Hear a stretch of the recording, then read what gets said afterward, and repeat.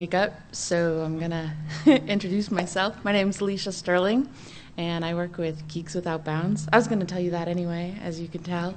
I'm gonna be talking about cybersecurity in humanitarian projects as a social justice issue, and we already know why it matters, but I'll tell you anyway, and then I'll talk a little bit about what you can do about it. So, of course. Hello.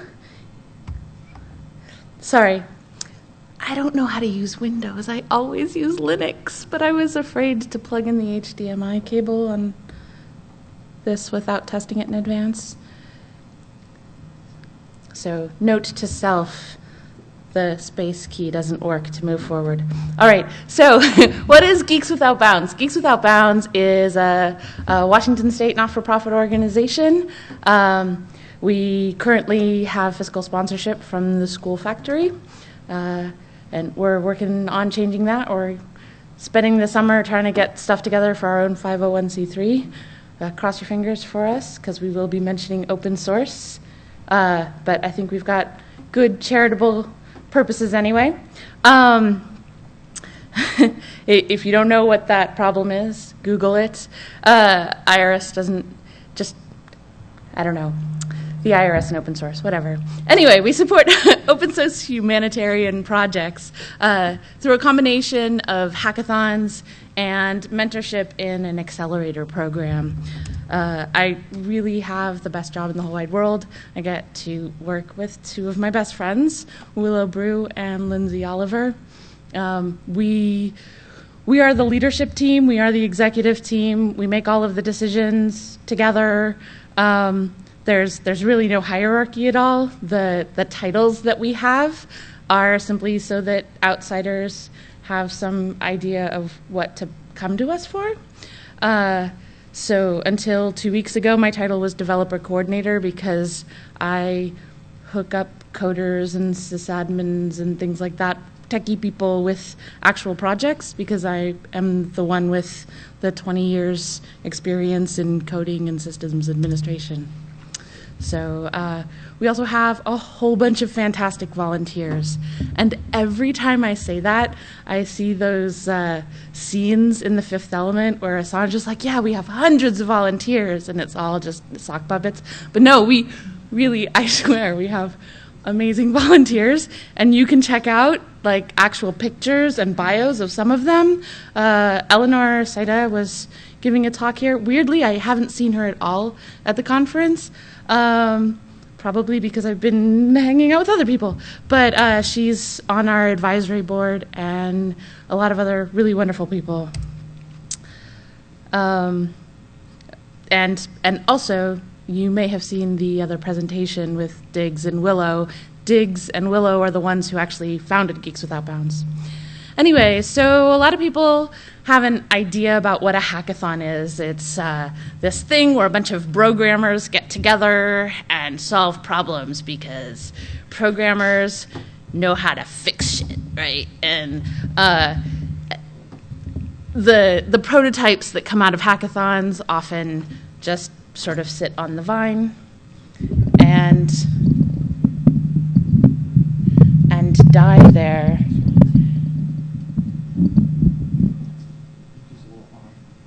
There, that better? Yeah. Woohoo!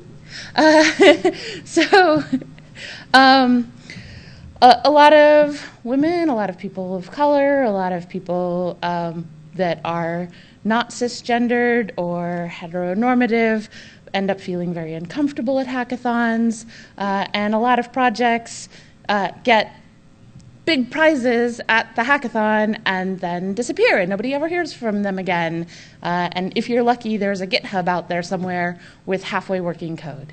Our hackathons are a little bit different. So first of all, our hackathons are safe space, always, for anybody and everyone.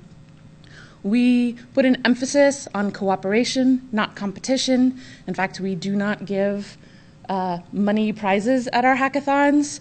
We do prizes of various sorts. Sometimes they're goofy prizes. Sometimes they're actually pretty cool prizes. The hackathons that I actually get to be in charge of and run, I try to make sure that everybody walks away with something. because I think it's cool to walk away with something, after you've spent a weekend of your hard labor working on some project. We also have a strong emphasis on learning from each other so that we can build better tools. I'm going to be talking a little bit more about what that means. And we include subject matter experts and end users in our hackathons. So it's not a bunch of engineers who think that they understand how to fix the world working in a vacuum. It's engineers working together with the people who actually have been dealing with the problems in the first place and the people who are going to be using the tools in the end, so that the things that come out of the weekend are useful to real people. Just really briefly, a really good example of this is applications that are made for mobile devices for, fire response or other emergency response. Often they'll come out of a hackathon and there'll be lots of little buttons and tiny fonts and tons of things crammed into that little application. And, somebody will take it out in the field and try to actually use it. And they're like, I can't do this while climbing over rubble. What the hell? And then they just don't use it and they go back to whatever they were doing before. So that doesn't really solve things. So we try to make sure that that the users, we work for the users, let's just put it that way. Yeah. Our mentorship program is tailored for each project with volunteer mentors like you people. We do user-centric co-design, so we reach out to the people that are going to be using the tools and get them usually onto a Google Hangout with the team and discuss what the needs are and look at designs and look at the various levels of prototypes with the team so that they can get feedback all along the process. We have mentors who can help them with architecture of the system and the code. We have mentors that can help with learning how to deal with open source community building, which any of you who have worked on open source projects know that, some open source communities are fantastic and some of them are like the noise bridge discuss lists.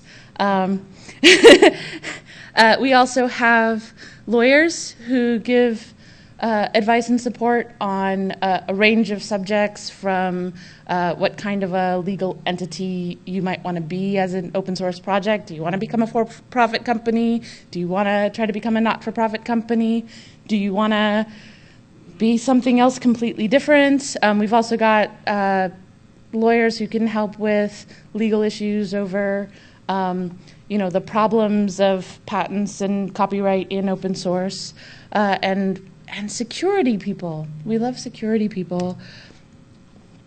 So I don't need to explain to any of you that cybersecurity is a problem for everyone. I mean, I think everybody in this room knows that InfoSec and the security of our devices, our servers, our laptops, our bodily implants, if we have them, whatever, are at risk. There are malicious attacks. In my own work, outside my side contracting, I have personally seen a huge uptick in the number of direct attacks on servers of customers that I take care of personally. And the malicious attacks of the criminal variety are getting more and more sophisticated, which, it makes sense. Like, you think about how Amazon software and Google software is getting more sophisticated. Somewhere in the world, there are like rooms full or offices full of people writing better malicious code. Those evil bastards. And governments are doing stupid things, as we all know. And thank you to Snowden for, saying out loud and giving us proof of the things that other people have been saying, and also showing us many, many more stupid things the government is doing that we didn't even imagine. So privacy is a serious concern, whether the issue is, privacy from your government or privacy from mean people that want to steal your credit card and destroy your life. Blah, blah, blah. Yeah, what conference was this again? I'm preaching to the choir, right? But if you guys listened to the talks with Daniel Ellsberg and Edward Snowden yesterday, you heard several things hammered in over and over again. We need to work on improving privacy in the tools that we create. We need to build anti-surveillance systems, better anti-surveillance systems. Just PGP for our email, that's not good enough. It's nice, but it's not good enough. We need more and better. We also need to make things easier for the users. This is something that Eleanor Saida talks about a lot. Like, nobody's going to use the security tools if half the time that they try to use them, they don't work. And if half the time that an ordinary user tries to use it, it doesn't work, then we're actually doing them a huge disservice, because those people who are less technically savvy are going to think that they're protected and in fact be even more vulnerable. And we really don't want that to happen. And we also need to build systems that by default enforce human rights. A totally analog example of this is the way American cities are built. American cities are built for cars, and by default, the public space is for cars, and if you want to walk there, you need to be in a special zone, right? And in big cities, we have sidewalks, and in a lot of small parts of the United States, there are no sidewalks at all. If you're in the Silicon Valley, in the residential districts, like, I don't know how people who live in the Silicon Valley ever get to walk anywhere, because there are no sidewalks and there are like miles and miles of housing developments. I grew up in San Francisco, so I have a little bit of a, like, Silicon Valley is not the place it was when I was a kid. It's really sad. Anyway, so when you're thinking about how you design things, you really need to think about how does your design actually support the way that people are going to use them in such a way that actually promotes healthy living, like in the analog world, being able to walk places, and in the digital world, part of healthy living is being safe. So you really need to think like a noob, okay? Think like that person who just, no matter what they do, they can't figure out how to use an Android phone. Everybody knows one of those people. Everybody knows somebody who picks up an iPhone and is like, I don't get it. And you're sitting there going, how could you possibly not get it? They spent all that time trying to make it completely user-friendly, but there are people who just don't. It's so hard for them, whether it's a mental block or whether it's something else, doesn't matter. It's difficult for them. And this stuff is scary to them. And then when we add on top of that the issues of you have to keep yourself private and you have to keep yourself safe and you have to protect yourself from potential stalkers and you have to protect yourself from the government, the vast majority of people, the way that they deal with it is that they get a bucket of sand and they stick their head in it, because that is just so much easier than trying to figure all this stuff out. Rambam yesterday in his talk was talking about how it's nearly impossible to be private because all your information is everywhere. Like if you're using Google, they know everything about you, and they can, they've got 14 pictures of you. They do. Even if you haven't put 14 pictures up there, somebody else has put 14 pictures of you up there. They can do facial recognition, and they might think that your kid or your dad or your mom is you, depending on your gender, of course. But aside from that, the facial recognition is really quite good. So, think about all the different ways that even we as very technical people have to look at these things and say, wow, it's actually difficult to remain anonymous. How much harder is it for a noob? So, of course, just pretend like it isn't there. It'll go away. And if something bad happens, well, it was just fate, right? No, it doesn't have to be just fate. So what's really important is that we're talking here about vulnerable populations. The projects that Geeks Without Bounds works on are disaster response and crisis response. So when I say that, a lot of people are like, wait, isn't that the same thing?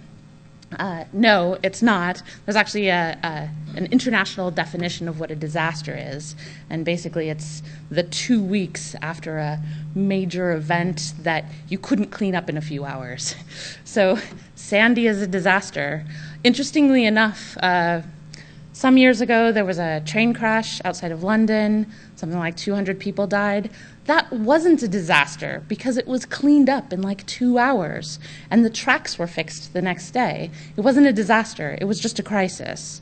But on the other hand, a similar train crash in India became a disaster because they didn't have the ways to clean it up quickly. They didn't have ways to get the people out of the broken train, off the tracks, into hospitals. More people died, more people had long-term life-altering injuries because of it, and it also took a lot more time to clean up.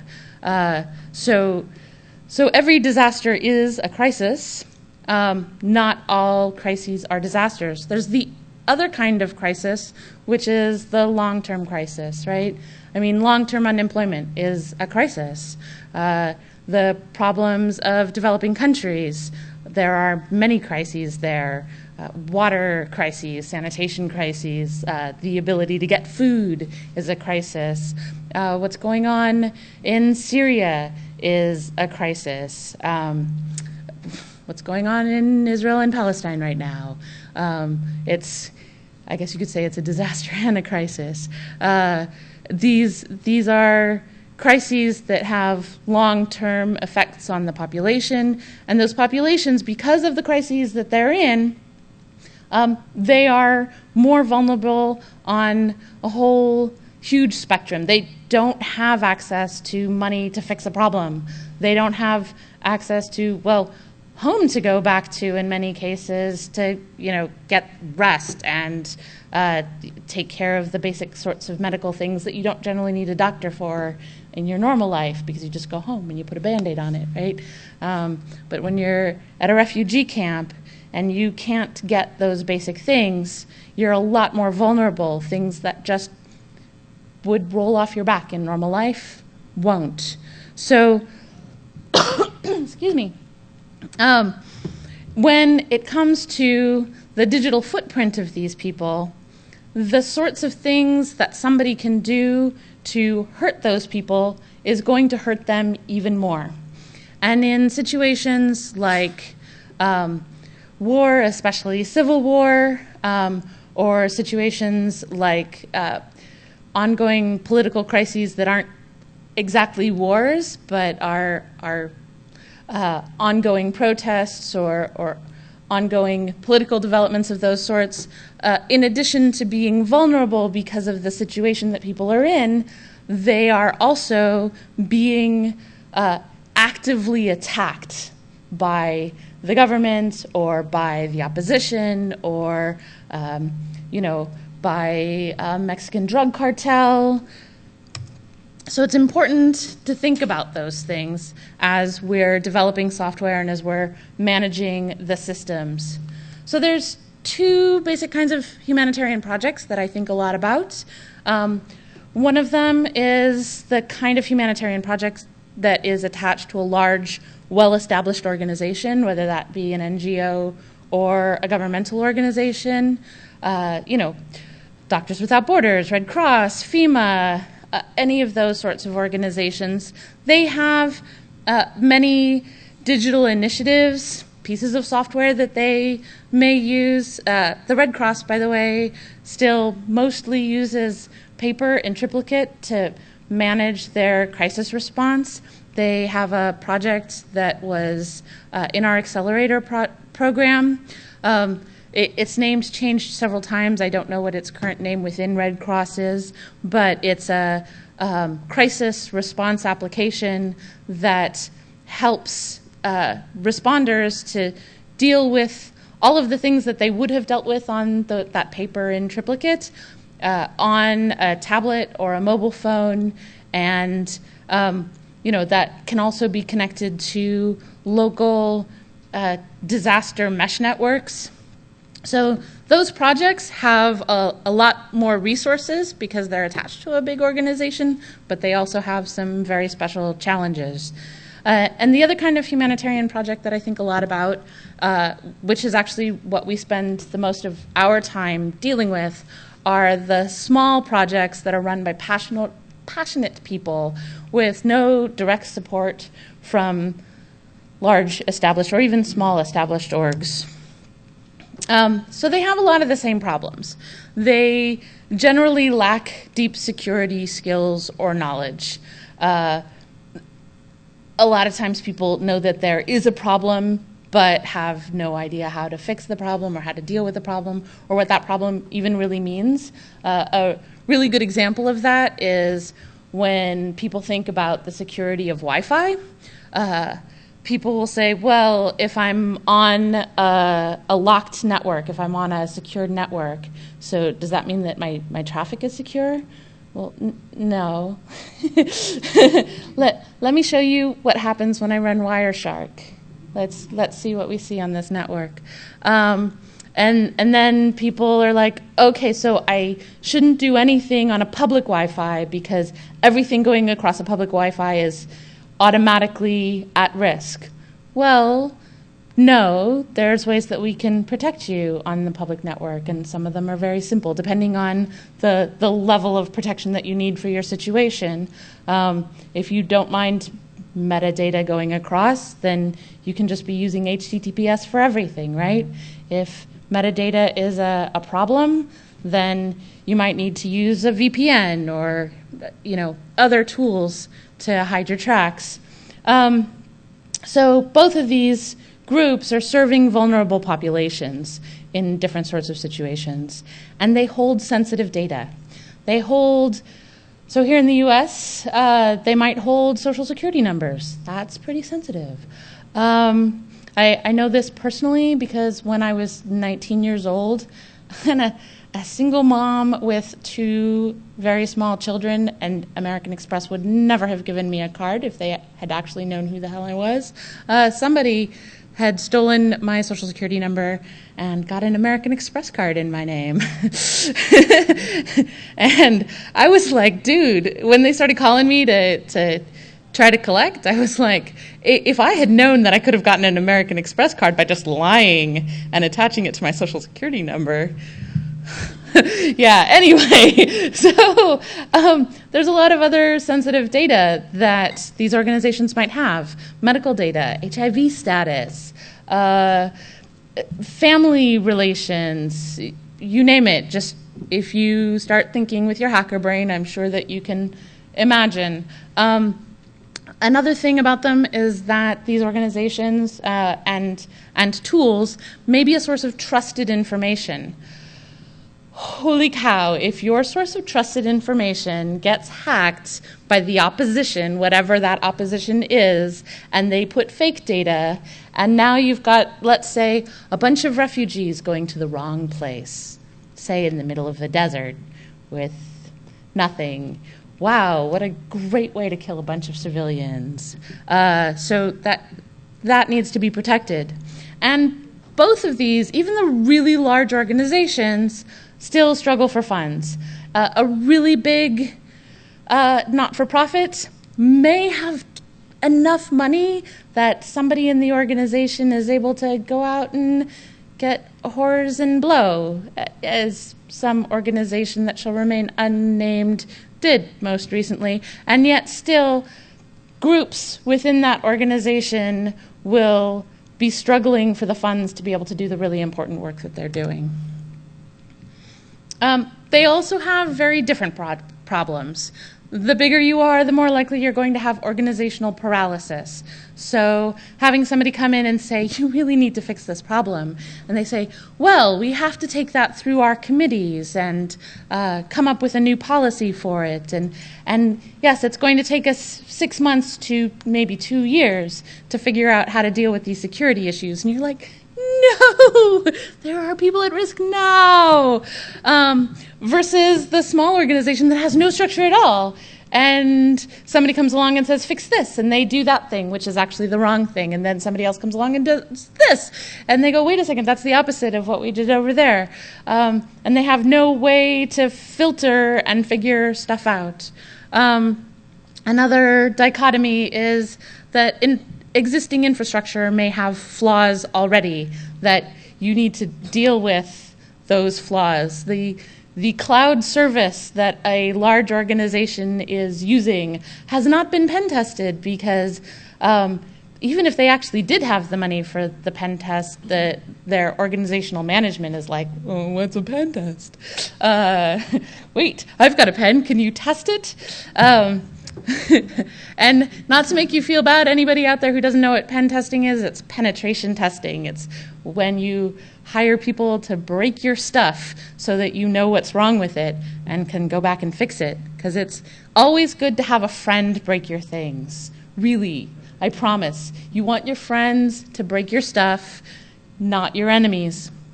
The opposite problem in small organization is having no infrastructure whatsoever, and they're just trying to figure out how to do this thing. Like, yeah, we wrote some software, and it really should go on a server somewhere, and we're not sure if we should put it on a virtual private server or if we should use Square to make a website. Like,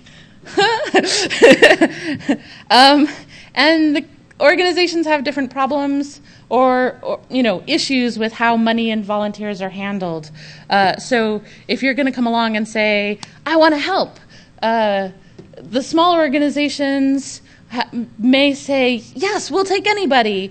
Or they may say, we don't know you, we don't trust you, go away. And big organizations may have sort of a barrier to entry as a volunteer. Red Cross, for instance, requires that you go through certain trainings before you can do volunteering on anything.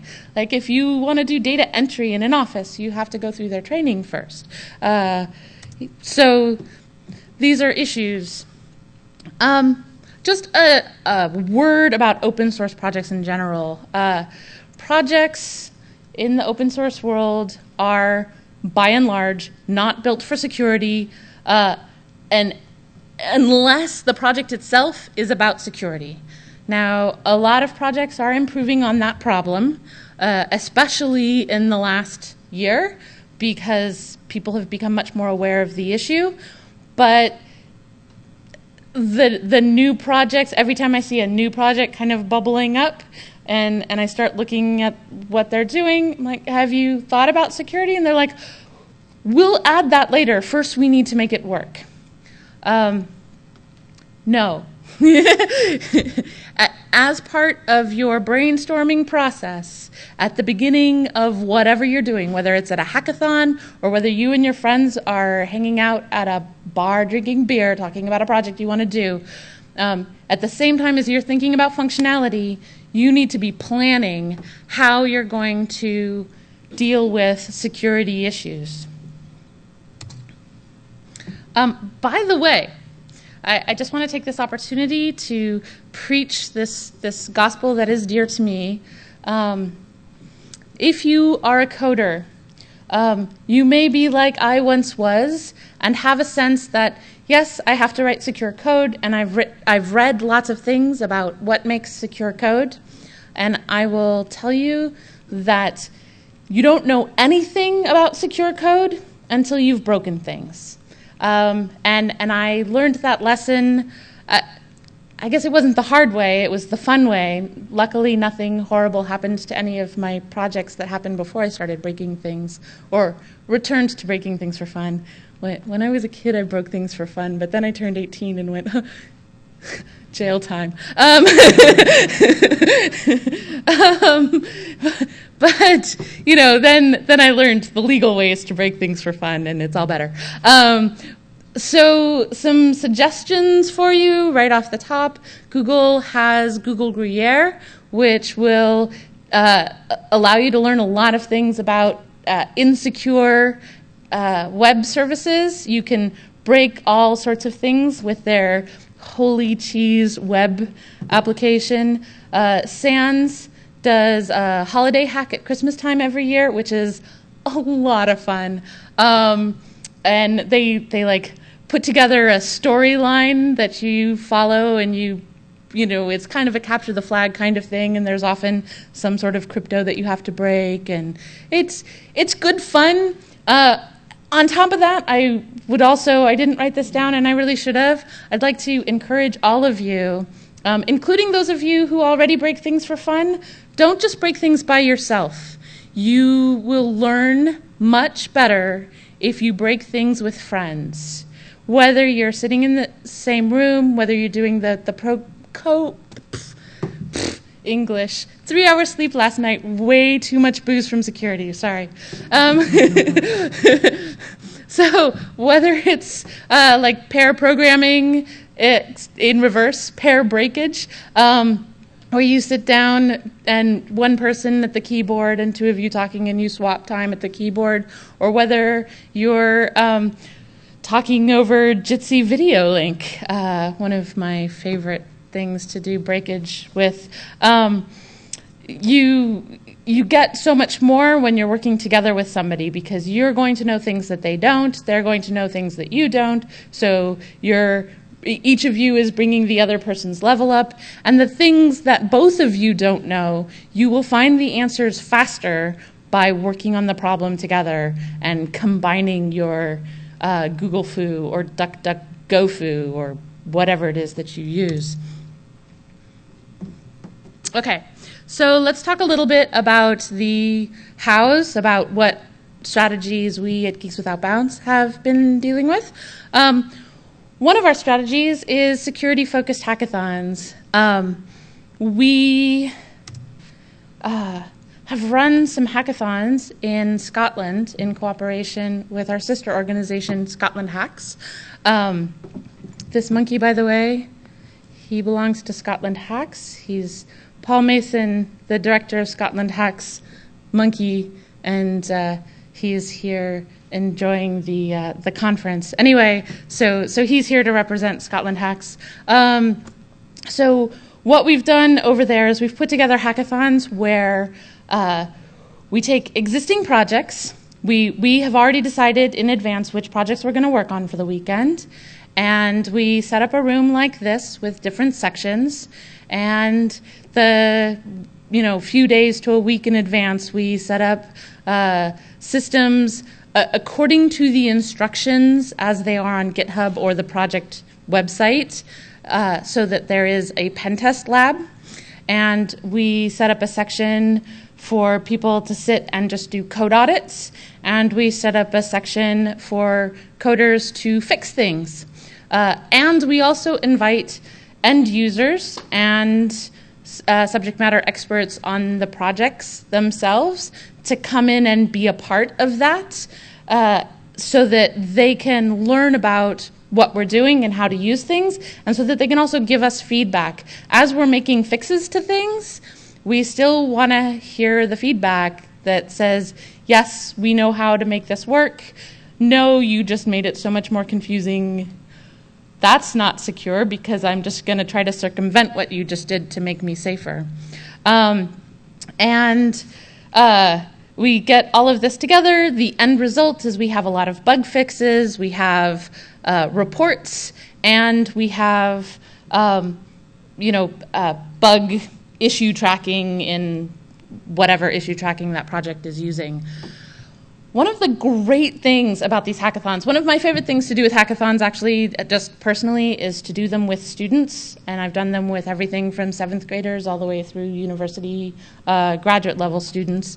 And the first RockSec was very much one of these educational events, even though it wasn't at a university. We had students and professors from all 3 major universities in Glasgow, from their cybersecurity and digital forensics and CS departments. And one of the students coming away from there said that they learned more in a single weekend than they had in the entire year previous. And the professors came away saying, oh, wow, this was so useful to us.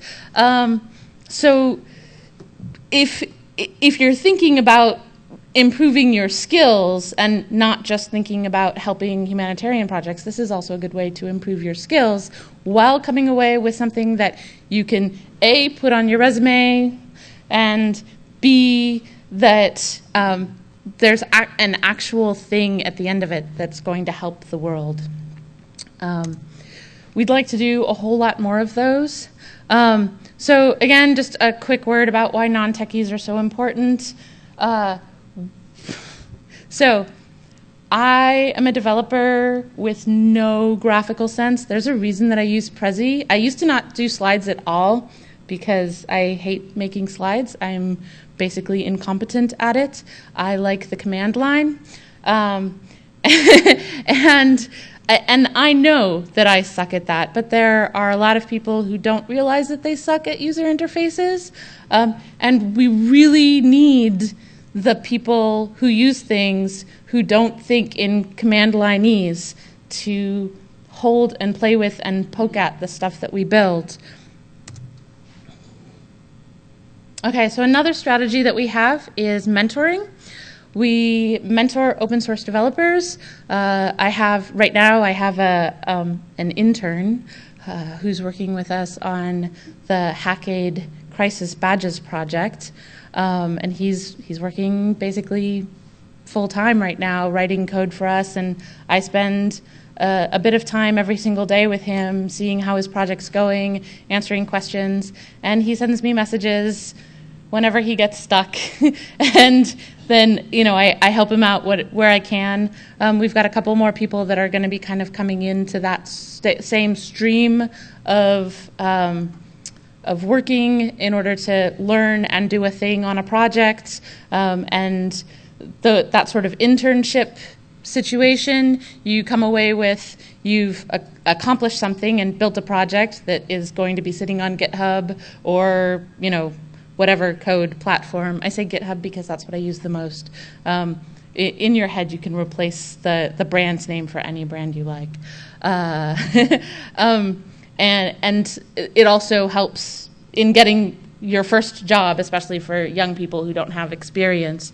But I also, not just me, but our team in general, will also work with open source developers who are more experienced, who might want some mentorship on a particular issue that they're dealing with on sort of one-off and informal ways.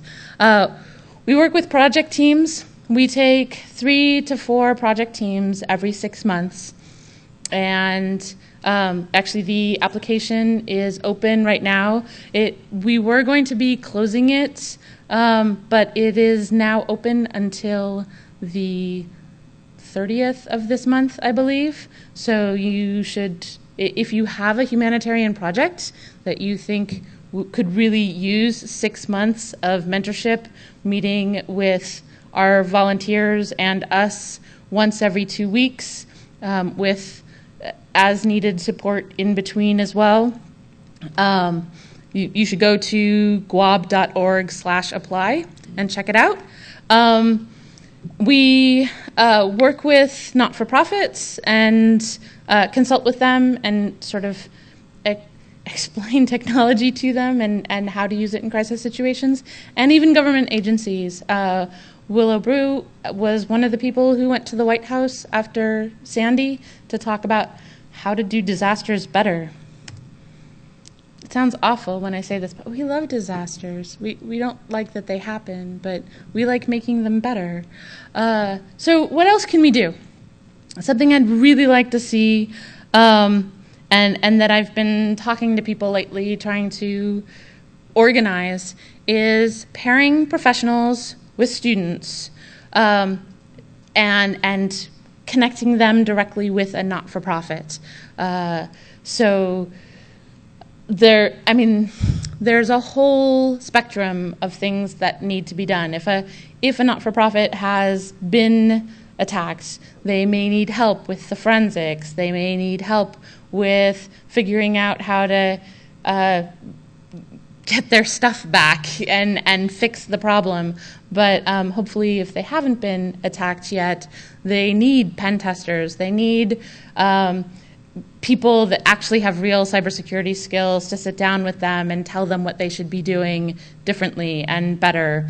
And by pairing a professional together with a student, the professional doesn't have to do all of the work, so you're not spending as many hours in your volunteer time, but you still get to have the good feeling and do a good thing. The student gets to pick up some of the slack, and the student gets to learn from the professional, and the not-for-profit gets help with their problems.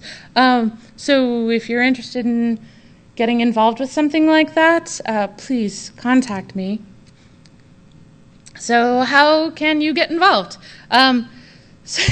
So one of the ways you can do it is get the company that you work for, or your company if you own one, to sponsor one of our hackathons. Most of our hackathons are sponsored by multiple organizations. We run Random Hacks of Kindness. Most times that Random Hacks of Kindness happens, Random Hacks of Kindness is the big ones, the global ones are in December and June. And we didn't do one this June, but generally speaking, we do both dates, and often in multiple locations on both dates. And we also do Everyone Hacks, which is really aimed at bringing more diversity into hackathons and really encouraging programmers that maybe feel less confident about showing up at most hackathons because they've heard about how competitive they are, and we're like, no, come, it'll be fun. And actually, if you go to our website and search for Everyone Hacks, you'll find some blog posts of people written by people who came to Everyone Hacks as their first event and what that was like for them. Get your company to sponsor our work in general. We are actively seeking sponsors right now.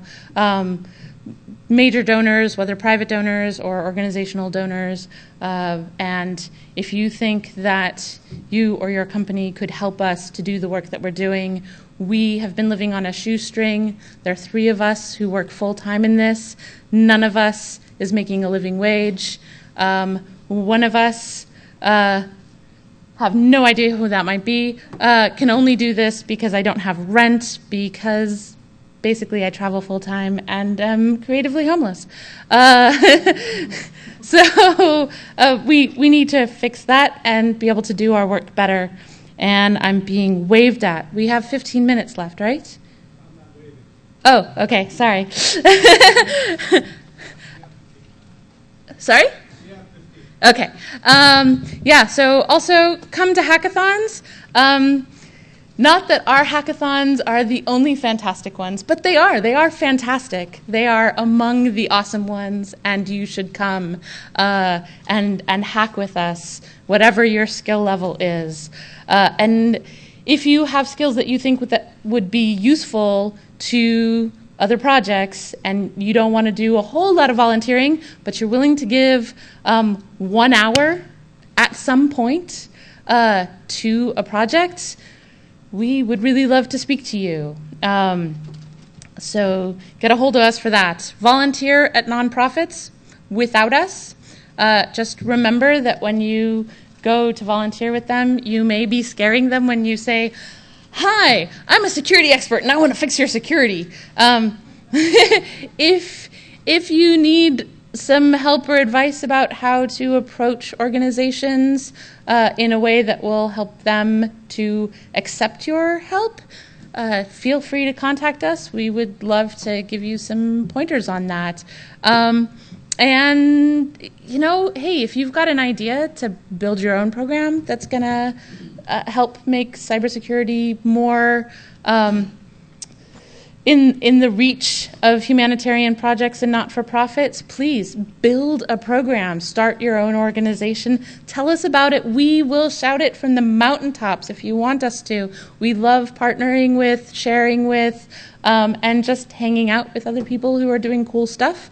There is actually something called the Digital Humanitarian Network that we are a part of, and you should check it out. And if you have an idea for an organization that fits into that, that's also a, you know, it sort of lowers the barrier to entry in the sense that you're not trying to invent the wheel. You have friends who are doing cool things also. And if you can, donate anything, really anything. You can find our PayPal buttons at guab.org sponsorship. And I would really like to do Bitcoin donations, but I haven't figured out what the rules are about that for a U.S. not-for-profit. As soon as I know, I will take care of that. So that is us. Thank you very much. Worried Monkey thanks you as well. If you'd like to see this talk, the slides for this talk, it's at bit.ly/sterling-hopex. I am Lisha at guab.org, and you can find me on Twitter at Lisha Vita. And don't get confused. Yes, it's Lisha with an A and Lisha Vita. That's because Lisha Vita is really a Hispanicized nickname for Elisheva, which is my real name. Yes, so Worried Monkey and I thank you. Any questions? Yeah? Please use the microphone over here.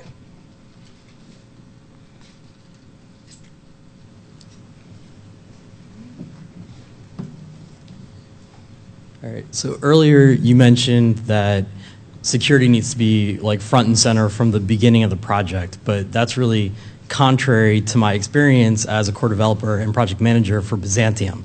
If we had spent all of our time focusing on the fun, interesting security challenges, we never would have finished the project, and it never would have gotten to the state where it's now being used around the world in crisis zones.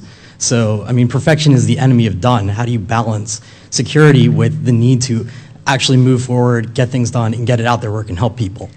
So my advice on that is that you treat security like you treat your other features, right? When you sit down at the beginning, you do a lot of brainstorming, you figure out what you need to do to make this the perfect project, right? When this thing is totally awesome and does everything and makes people's coffee, it's going to have all these features, right? And then as you're building things out, you don't come out with your minimum viable product is not that end point, right?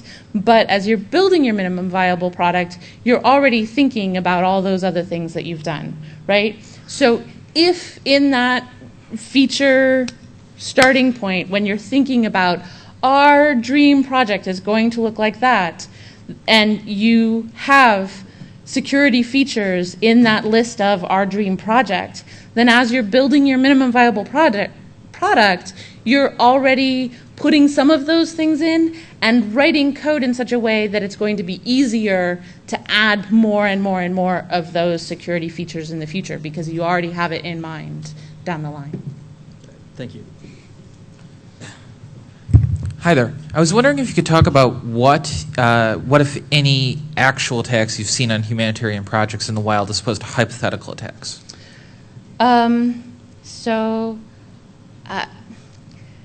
This is a little bit problematic. I am wary of discussing the couple of big nasties that I've. So one of the things that has happened is scammers scraping names and phone numbers of people and then sending text messages that are phishing text messages. So that's one that has happened several times that I don't feel like I'm saying anything that makes things worse, right? Yeah, I'd say that that's a big one and actually a very common one. Yeah, there are other dangers.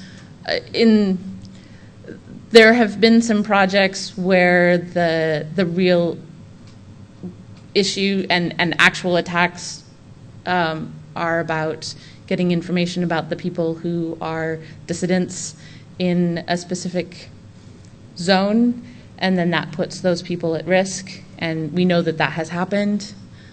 But yeah, no specifics. That's exactly what I was looking for. Yeah? I was sorry I came in a bit late, but if I may make a suggestion, what about putting up a web page with links for students to these projects that they can contribute to that are looking for contributors outside of the hackathon? Yes, so here's the thing. There are so many projects out there. So many projects out there. What we do have is at guab.org, we have a Get Involved page, and we put up blog posts about particular projects that are looking for volunteers actively. And so you can go there and skim through that, and you'll get a lot of information about projects that we're actively working with. And yeah, we've been looking at how to build a better clearinghouse, and actually something is on the horizon for a volunteer clearinghouse, kind of like what you're talking about, but it's actually going to be mobile-based, and we'll have badges so that as you do things on a volunteer basis for humanitarian projects, you will be able to get something that says, yes, you've proven that you are A, trustworthy, and B, displayed this skill, so that the next project will trust you, and you won't have that problem with the organizations going, who are you? No, we're not going to talk to you. So yeah, it doesn't answer it perfectly, but hopefully it helps. All right, thanks. Anybody else? Well, great. Thank you so much for waking up and fighting off your sleep and hangover.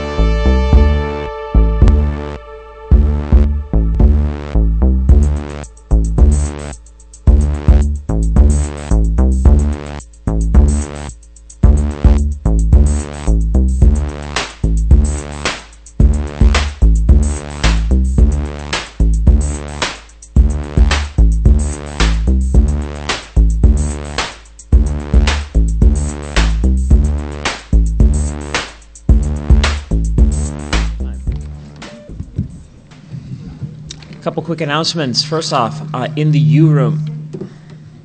All right, I'm full of feedback today. Nice to see how many packets I'm dropping as we speak. In the U room at noon, we are having the talk about the Ukrainian situation that have been put. God, I am full of feedback and drop packets today. Saturday night is a great night to be at Hope. Sunday morning is a little bit of recovery time from Saturday night at Hope. There's a collision in times that seems to be coming on in the U room. At noon is going to be the Ukraine situation. If you are the person that signed up for the 12 o'clock slot, please find me. Please find any other person wearing a badge like this one, and we'll talk. Because the talk that was signed up for at noon, we will be having that one at 1 o'clock for Professor Tycoon, I believe is the name of the person. The talk that's coming up next, it's amazing to see how sensitive biosystems are. To give some idea, I became a lot more sensitive to it after Hope number 9.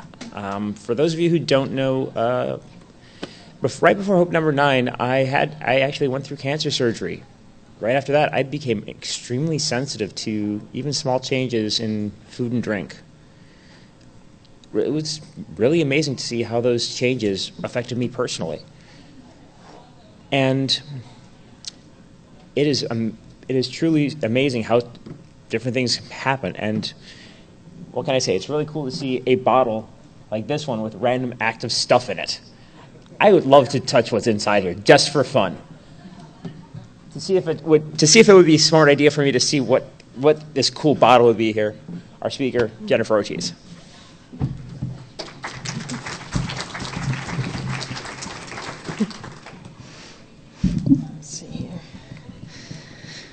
Hello.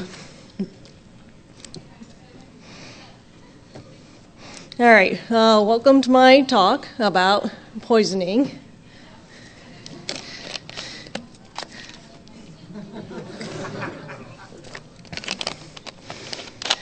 Well, like hacking, poisoning in your life is not like you see in movies and TV. I mean, the antidote within 17 seconds. There's only a few drops. All right. Whew. That's better. It would have been insta-death if I hadn't taken that. It's actually kind of hard to see my notes. Well, I'm going to get into a little bit about how poisons really work.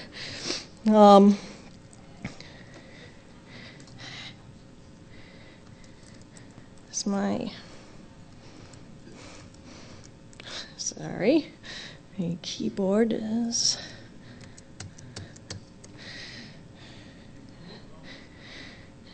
Sorry, a little bit of technical difficulty here. All right, I'll do it this way. All right, I'm a pharmacist, and I like toxicology. I did a couple rotations, one at a poison center and one at a hospital. And one thing I like about toxicology is talking to people.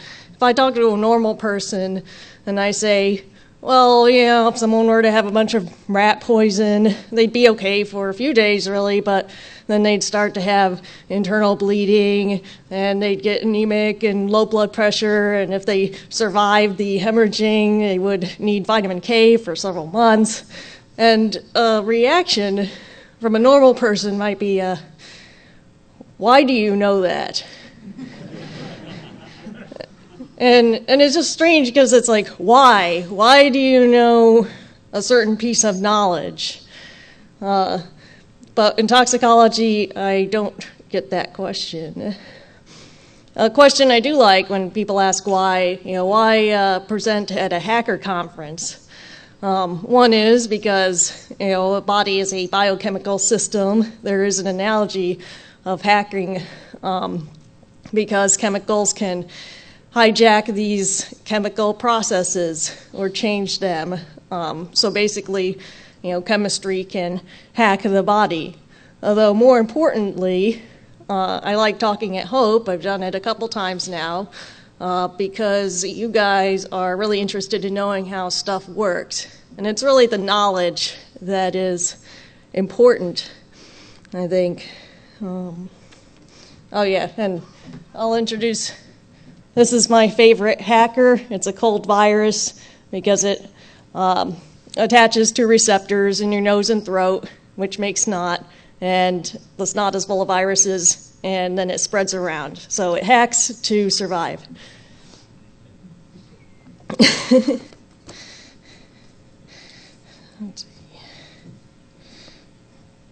And so really, it's about understanding how a system works, the biochemical system of the body. And I'm going to go into some more examples. Starting generally, there's perception versus reality, obviously. You don't have insta-death from poisons. A lot of times there's not an antidote, or there will be an antidote, but we won't use it to treat. And you don't really get that instant painless death that some people might imagine. And a lot of how poisons actually bring down the system has to do with homeostasis, which is basically the balance of the body. And I don't mean some sort of metaphorical, balance. There's very specific parameters that the body is always keeping itself within at any given time. In response, the environment changes, but the body needs to stay the same, and you have to be flexible to changes. And I've listed some things that keeps in balance, including even water. If you have too much water, it can become toxic because too much of it gets into the cells and they can burst. So homeostasis is very important. One way that poisons can disrupt that is by damaging certain organs, especially the liver and kidneys. The liver is involved in a whole lot of things, from glucose to clotting, to the water balance, digestion, detox. So Tylenol, there's a perception that maybe, if you take the whole bottle, you might, go to sleep and just never wake up. And this couldn't be farther from the truth. There's actually a delayed toxicity with Tylenol. Paracetamol is another name for the drug, acetaminophen. It's in the top left there, and it's metabolized into different things. The one on the bottom left, NAPKI, is a toxic metabolite, and that damages liver cells. Thankfully, our body has glutathione, or GSH, which cleans up the NAPKI normally. But in a large overdose, there isn't enough GSH. It gets depleted. And so sometimes, someone will take a big overdose of Tylenol, and they'll feel okay, the first day. They'll be like, oh, that didn't work. I changed my mind. And then the second day, they might start to feel a little sick. And then by the third day, they're really sick, and they end up in the hospital. And by that time, the antidote, which I'll talk about in a minute, doesn't have much of a chance to work. And so they're on the liver transplant list in the ICU, on supportive care. It can get messy. The antidote is called N-acetylcysteine, and basically it promotes the production of GSH, and it's most effective before the damage is done. So, did any of you go to the biohacking last night? Cool. When they talked about printing out organs and such, I think the liver would actually be a good one to start with, because it can regenerate very well. And if at the hospital you can get the person through, if you can keep them alive and keep them from going into multiple organ failure after this overdose, the liver will actually recover quite well. Another thing to deal with is the kidneys. So if you ever wondered about antifreeze, it's got some toxic metabolites. Again, it's not itself that's toxic, it's the metabolites. And they crystallize in the kidneys, doing damage. And it's got an interesting antidote. Good old ethanol. Basically what happens is the antifreeze gets metabolized by the same enzyme that metabolizes ethanol. And so the idea is, or used to be, overwhelm that pathway. And you get them drunk enough, and they won't get toxicity from antifreeze because it'll eventually get excreted. And but there are a lot of side effects because you have to keep them at a blood alcohol level of 0.1 to 0.15, which is, on average, maybe like slamming 5 shots. And you have to keep them at that level for a long time until all the antifreeze is gone. It could be, a few days. So thankfully, we do have a drug now that works as an antidote as well. It inhibits the enzyme without actually dealing with all those side effects. So another way to bring the system down, obviously you need to breathe and to use oxygen. So some examples are drugs that slow down breathing, like opiates, heroin, morphine, benzodiazepines like Valium. There are things that stop your breathing, like curare, tetrodotoxin, which is the fugu fish toxin. They basically paralyze you, and that includes your diaphragm. So if you just stop breathing, obviously stop getting oxygen. But artificial respiration will help keep you alive in that case. There are some that interfere with the availability of oxygen, carbon monoxide. Basically, in your blood, oxygen's carried by hemoglobin, but carbon monoxide will bind to that and displace the oxygen. It'll kick it out. And then there's ones that interfere with respiration on a cellular level, and that's cyanide. On a cellular level, this graph looks kind of complicated, but you can think of it as a hydroelectric generator, except with electrons instead of water. There's a flow from left to right here of electrons, and on the right, that ATP synthase over there, it actually turns physically and generates the energy for your cell. Cyanide will inhibit the complex 4, the purple one, and basically stop the flow. So it stops the generation of energy. And carbon monoxide and cyanide are called the toxic twins of smoke inhalation, because whenever someone's in a fire, they're both a big concern. With carbon monoxide, you can give the person lots and lots of oxygen in an attempt to get some oxygen on that hemoglobin. If you do that for cyanide, that's not going to work. But thankfully, we have vitamin B12 in its different forms, hydroxycobalamin. You can give that, and it'll bind up the cyanide and turn it like the cyanocobalamin is not toxic at all. So moving on to the heart, this is River Phoenix. I'm just going to use he's an actor who overdosed when he was 23, back in 1993, and his the cause of death was acute multiple drug intoxication. What happened was he went to a nightclub and he was speedballing, apparently, which is a mix of heroin and cocaine. And he was feeling sick and also took some Valium. And he collapsed outside the club and was having seizures. When the paramedics arrived around 1:30 a.m., they started giving CPR. He had already flatlined. And I'll make a note about CPR. It's actually, you only really give it when a person is in very bad shape. They're not breathing and they've got no pulse.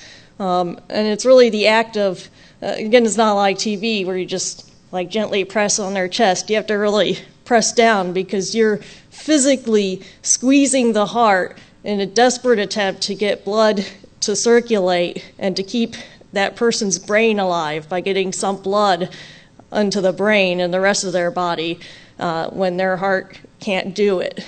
So the success rate, like you need to do it, but the success rate is very low, and it wasn't successful in this case, obviously. To start the heart again, you need either some drugs, and they're shocking, but you don't shock, you can't really get the person's heart started with a shock if it's stopped.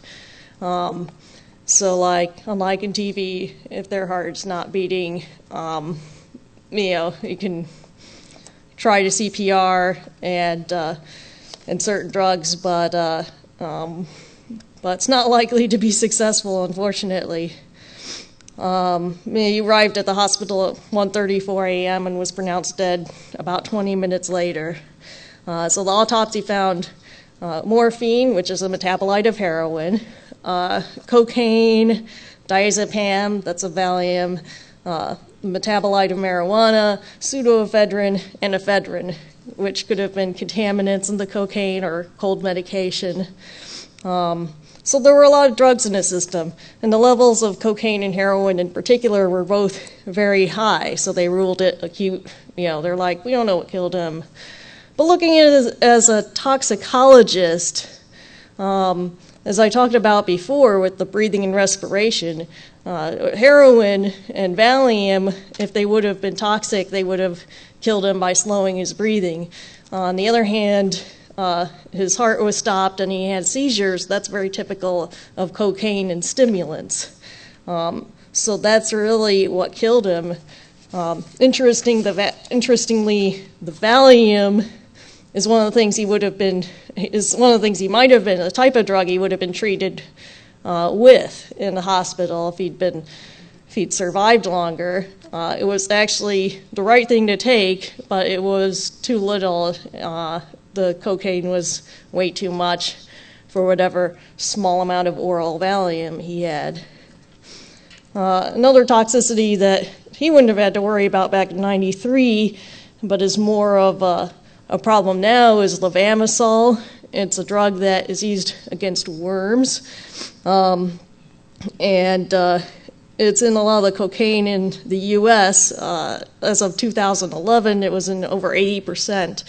I couldn't find a more recent number for that, but a lot of cocaine, it's actually cut before it comes into the country, and it seems to have some enhancing effects on the cocaine.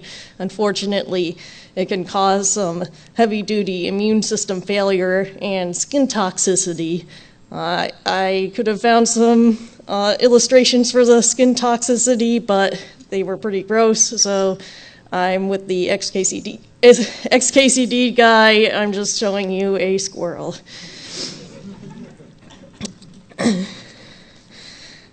So, nervous system toxicities. We've got, with the case of stimulants, you've got the sympathetic nervous system, which is the fight or flight, and that's activated by stimulants. And you've got the parasympathetic nervous system, which is the rest and digest. You don't hear about that as much, but it's very common to see these toxicities. Anticholinergic, because it involves the neurotransmitter acetylcholine. Tylenol PM, we already talked about the acetaminophen, the Tylenol part. So here we're going to concentrate on the PM, which is diphenhydramine, also sold as Benadryl. And if you were to take the whole bottle, you would get, again, there's a perception of like, oh, Tylenol PM, if I took the whole bottle, like, you take a little bit, you fall asleep. If I took the whole bottle, maybe I'd fall asleep and never wake up. That's not what happens. You get anticholinergic toxicity, which is the same kind you find in deadly nightshade. There's basically a bunch of different symptoms. basically have a lot to do with having very dried up, few bodily fluids. The skin is really hot and dry and itchy, and you're really heated up. There's delirium, as in talking to people who aren't there. That's a characteristic. And it can lead to, so hyperthermia, being too hot, and seizures and coma, and an overdose. And the treatment is generally supportive care. That's a treatment for a lot of stuff. There actually is an antidote, but it's very short-lived and is used more to diagnose the toxicity than it is to treat it. It's called physostigmine. Reverses the effect, but again, it wears off really fast. So usually treat whatever symptoms are needed in the hospital to keep the person alive, keep them cool until their body can clear out the drug. Another common one, often you see these two together because there are a lot of antidepressants and things that have both kinds of effects. Serotonin toxicity, or serotonin syndrome. It's basically a special type of the nervous system going haywire with too much serotonin activity. There's a lot of overactive reflexes, tremor, bowel sounds, and also altered mental status, not quite the same as the delirium you get with the anticholinergics. And hyperthermia is a real problem because the person's moving, like their muscles are shaking, and after several hours of that, there's a real chance of muscle breakdown, which also can cause kidney failure, and that's in addition to the damage that can happen from hyperthermia. And I mean, it can basically happen from any combination of two drugs that affect serotonin, although it's dose dependent. So you see it a lot in overdoses, but not normally, not a lot in normal treatment.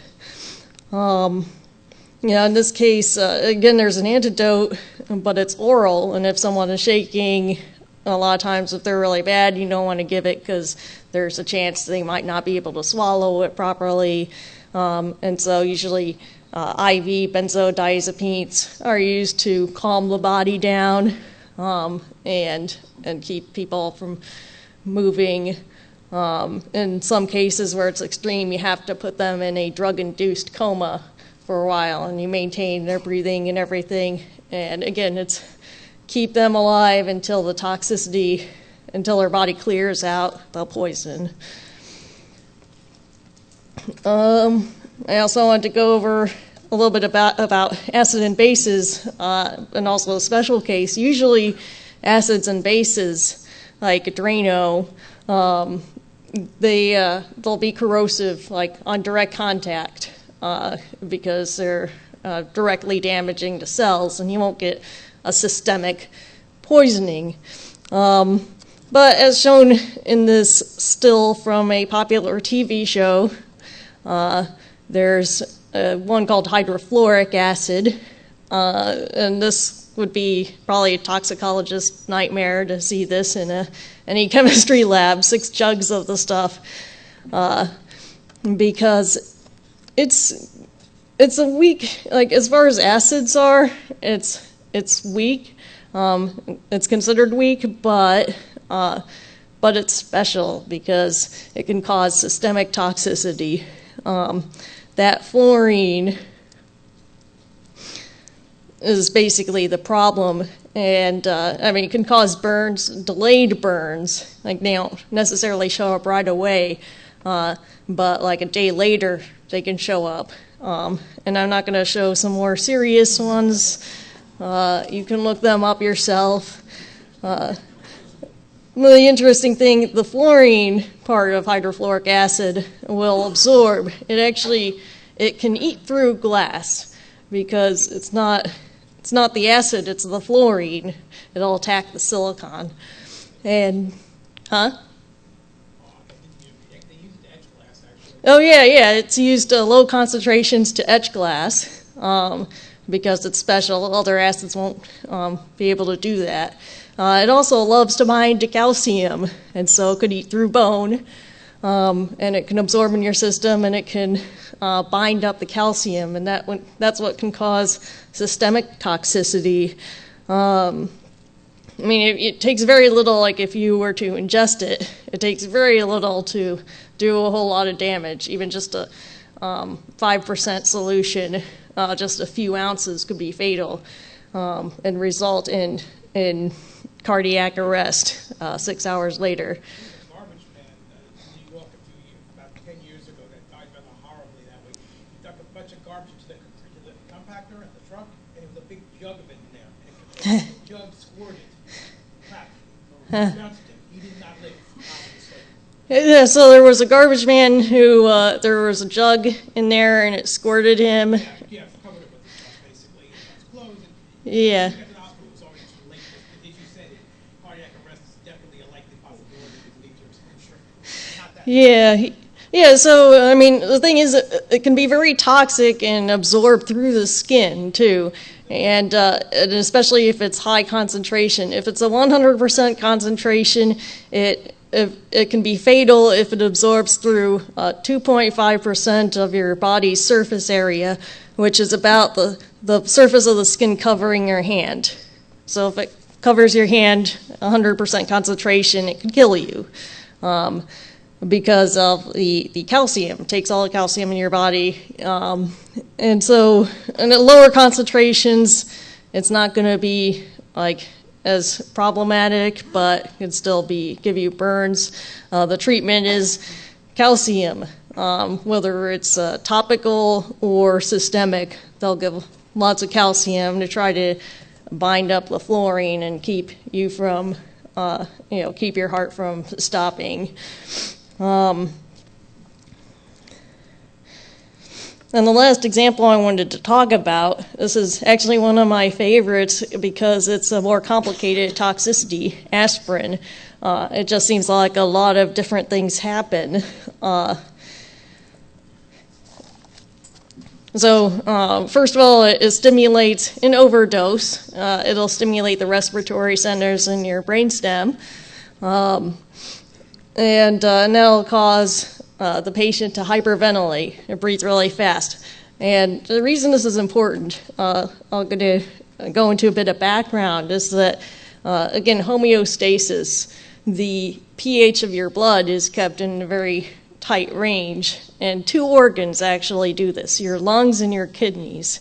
And they can compensate for each other. Your lungs only take a couple minutes to compensate, and your kidneys take a few hours. But if you start hyperventilating, your blood pH, it will become more basic, less acidic, because you're blowing off a lot of carbon dioxide, which in your blood gets converted to carbonic acid.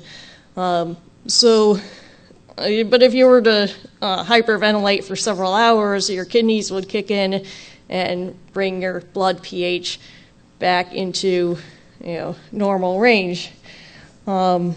But since the aspirin stimulates that, it'll cause a respiratory alkalosis. That's when your blood becomes more basic because of your lungs.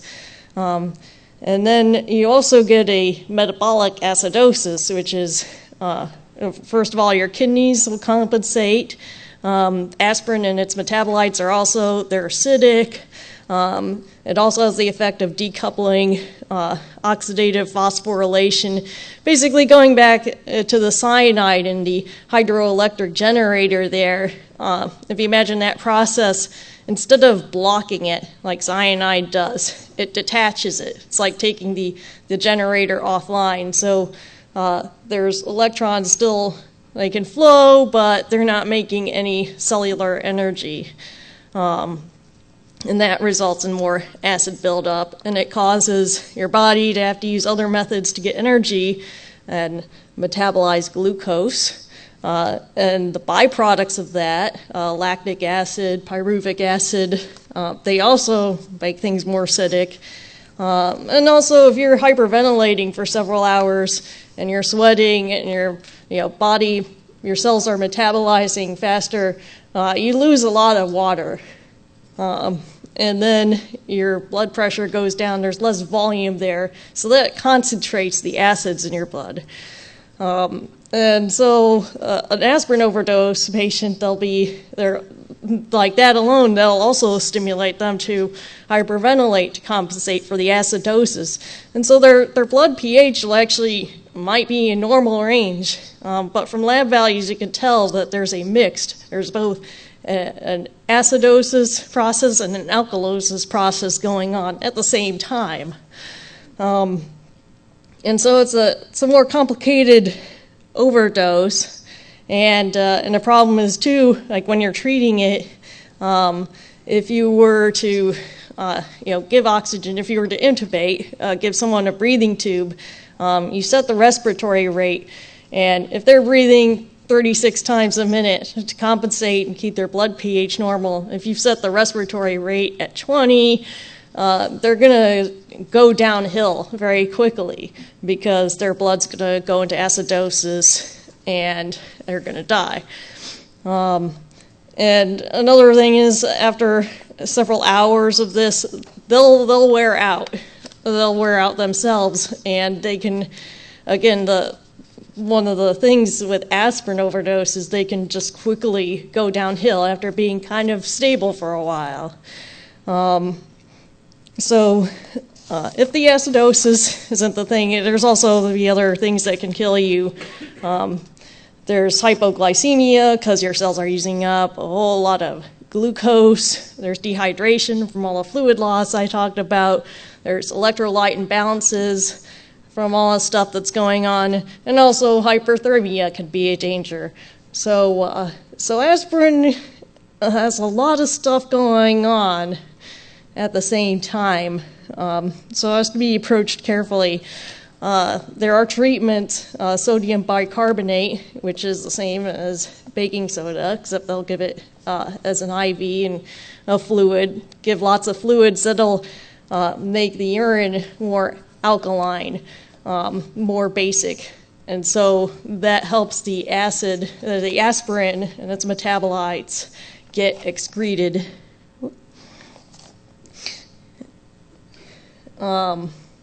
And also dialysis. It's in toxicology, or Poison Center will recommend in an aspirin overdose to have the team ready, like with the dialysis, because again, someone can go downhill really fast, and if you need to do dialysis, you want to do it and have everything ready to do it.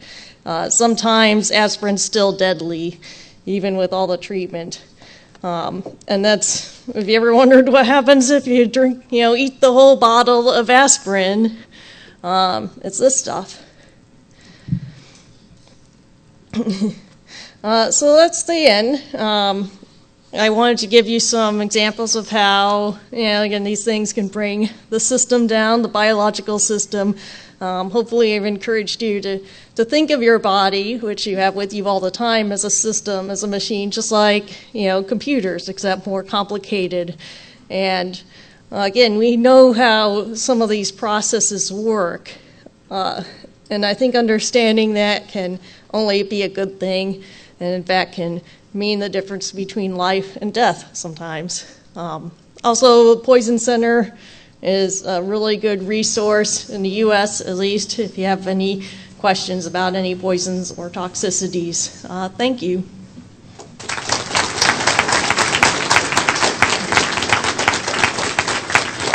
So if you have any questions. Can I ask you a question? Uh-huh. You mentioned a protective measure that Valium could have on, was it the cocaine? Cocaine. In the example? Yes. Can you talk about that further, please? Well, basically, in a stimulant overdose, the system's really amped up, and you can have seizures. And the benzos they help you not seize. They slow breathing and heart rate and calm you down. They calm your whole body down, there's less oxygen usage from your muscles. A lot of different things. I mean, they're really good, and in the hospital, they'll be given. I mean, you can go really high doses if a person needs it. You just have to watch their breathing, and you have to intubate them if it's too slow. But they're extremely useful for treating a lot of different overdoses because of that. Thank you.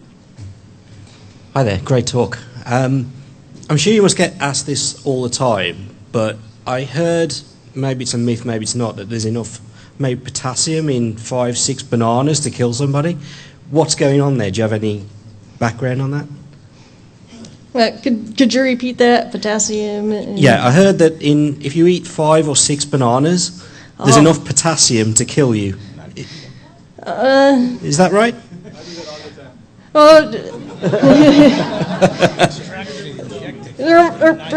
There could be enough potassium to kill you if you looked at, the amount of potassium. But if you're eating bananas, the thing is your body, again, has mechanisms for homeostasis. You can't just get a potassium overdose out of bananas. Right.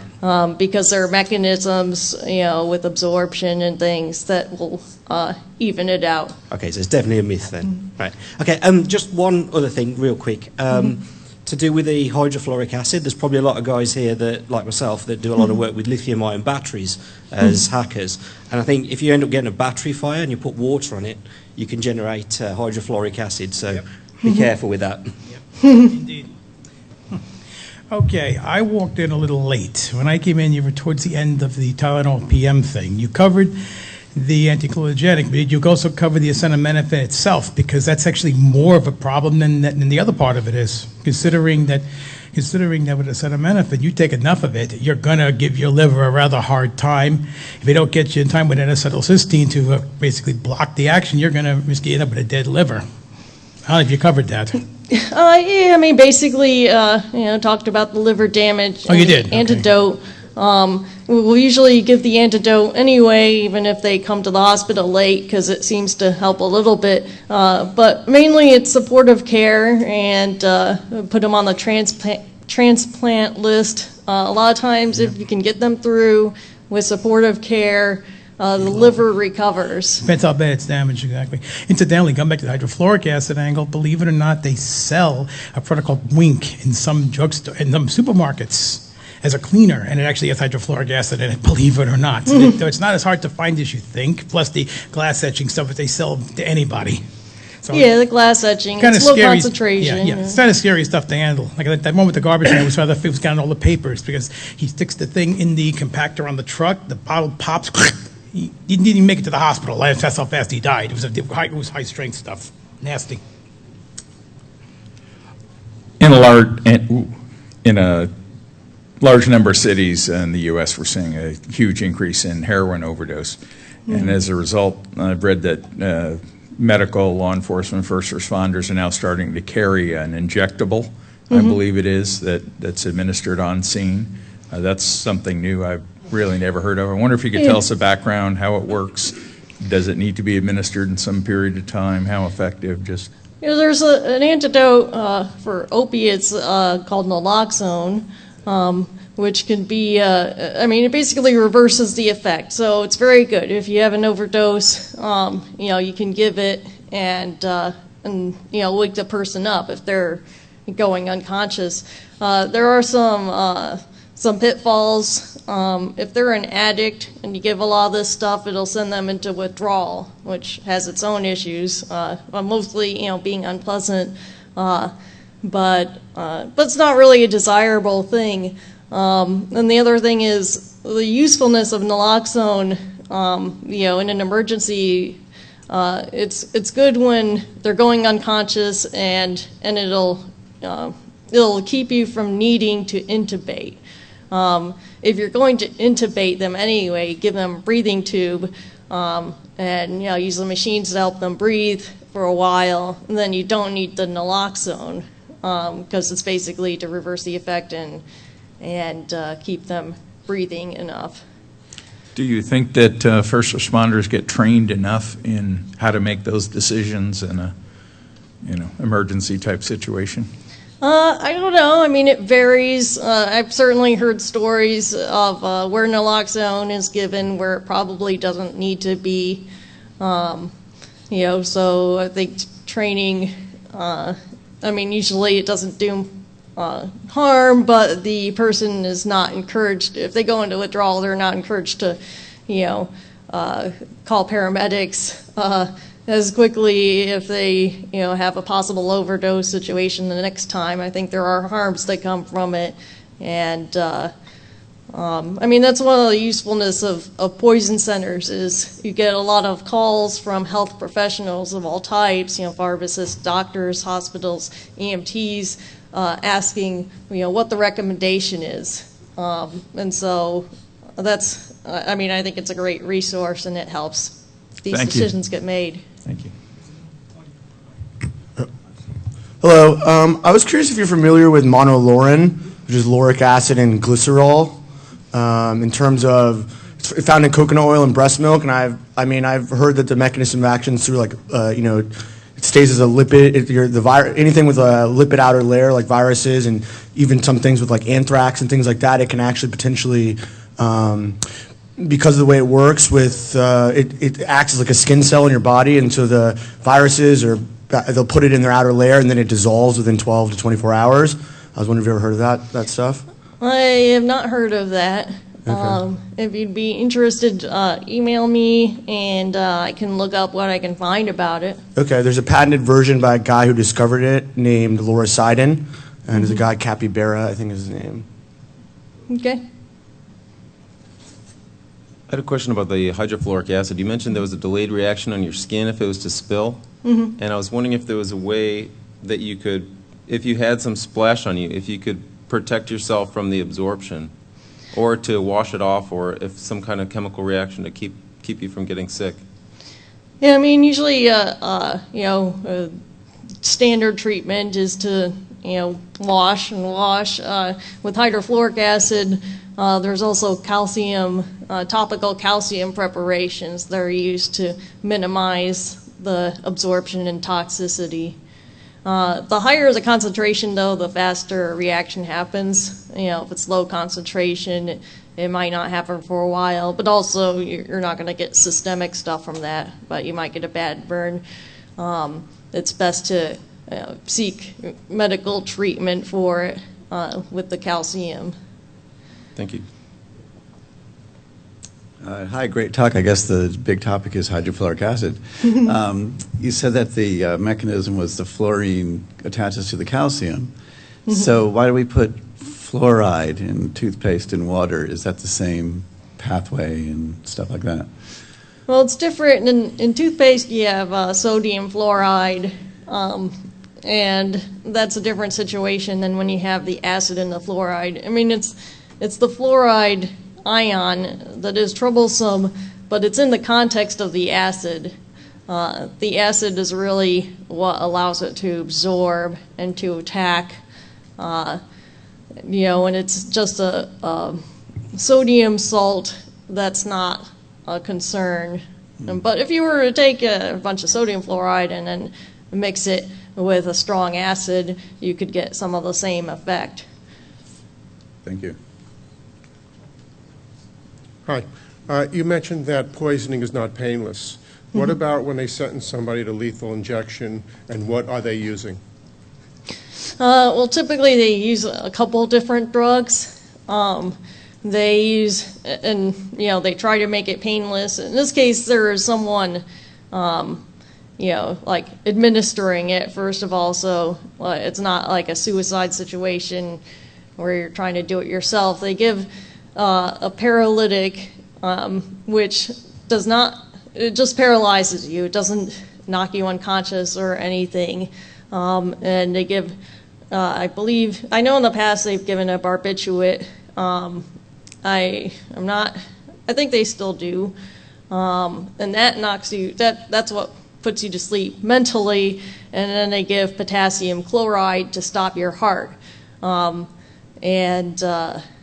so it's a combination there. If they just gave the potassium chloride, it's a little bit controversial because if they don't give enough of, the barbiturate or whatever they give to knock you out mentally, it's not painless, but you're not going to show any pain. The potassium chloride can actually kill pretty quickly, but it's not painless unless you're knocked out. So, thank you. I was wondering if you might be able to outline the basics of how rat poison works and if the mechanism is the same in humans and rats and dogs or cats. I believe it's the same mechanism. The rat poison, the kind I was thinking of, works a lot like warfarin. Actually, it is referred to as super warfarin.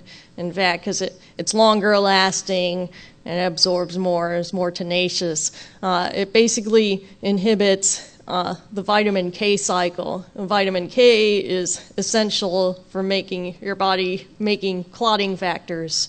Clotting's actually a kind of complicated process, but when you inhibit the vitamin K, basically you're going to bleed because your body doesn't have the proper clotting enzymes and things to be able to do it. So that's why it causes the bleeding. And I believe it's the same in rats, and the idea is that they don't want a poison that kills them right away because rats will try a little bit of food and then leave it alone, see how they feel before eating a lot of it to prevent being poisoned.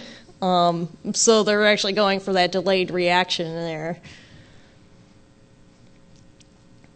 A lot of the poisons you mentioned, you talked about what happens if you take the whole bottle. Mm-hmm. What about poisons that act in very, very small concentrations, like ricin or something like that?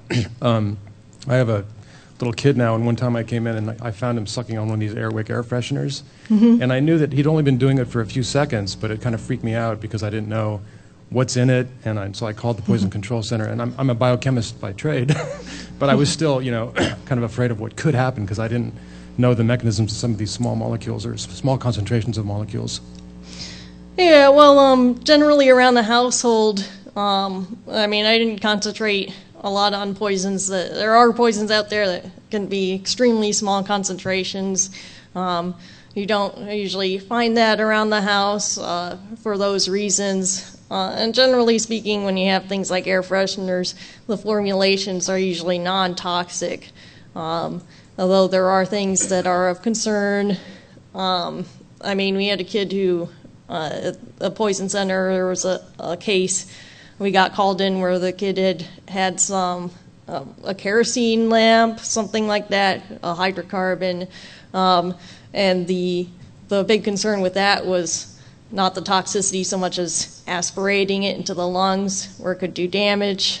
So there are cases like that. It's always good to call the poison center in those cases to see, because they can look up. There's a database with, I don't know what is in any given air freshener, but I could look it up and then decide, see what problems there may or may not be for that exposure.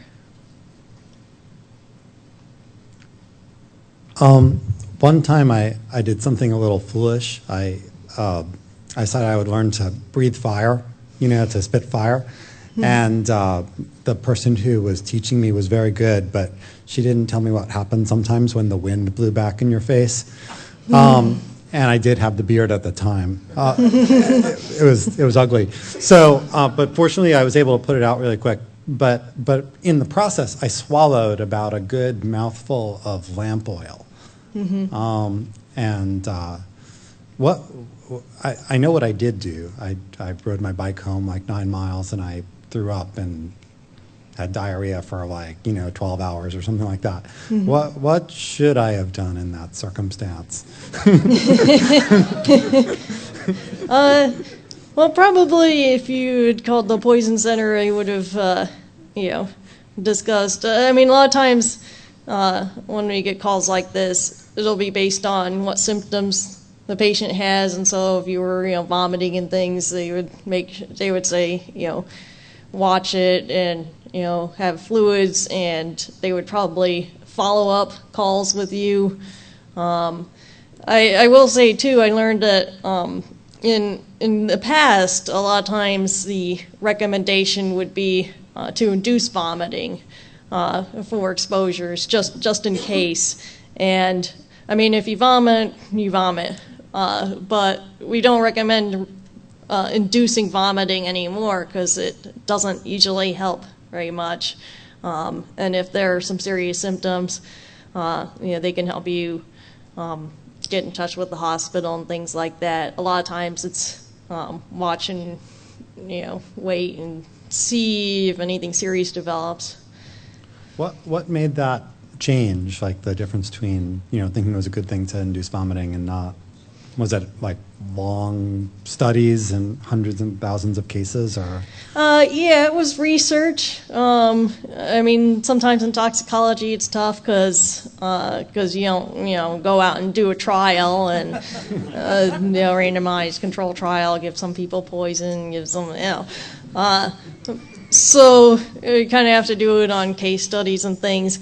But they actually measured things like how much of the drug is in the stomach, before and after, things like that. It was basically better research that informed us that that it just doesn't, and outcomes that basically has made the change. Well, the thing obviously, if you're going to induce vomiting, is the risk of aspirating it. You don't really want to do that with a petroleum product. Well, yeah, exactly. If you alkalize burn coming back up as well as going down, so they don't recommend it for that anymore either. Yeah. I mean, if you have a petroleum product, I mean, main danger is aspiration getting into the lungs, and if you vomit, you just repeat that danger. And probably if you get lung symptoms, then they'd recommend you go into the hospital, but you would call them and see.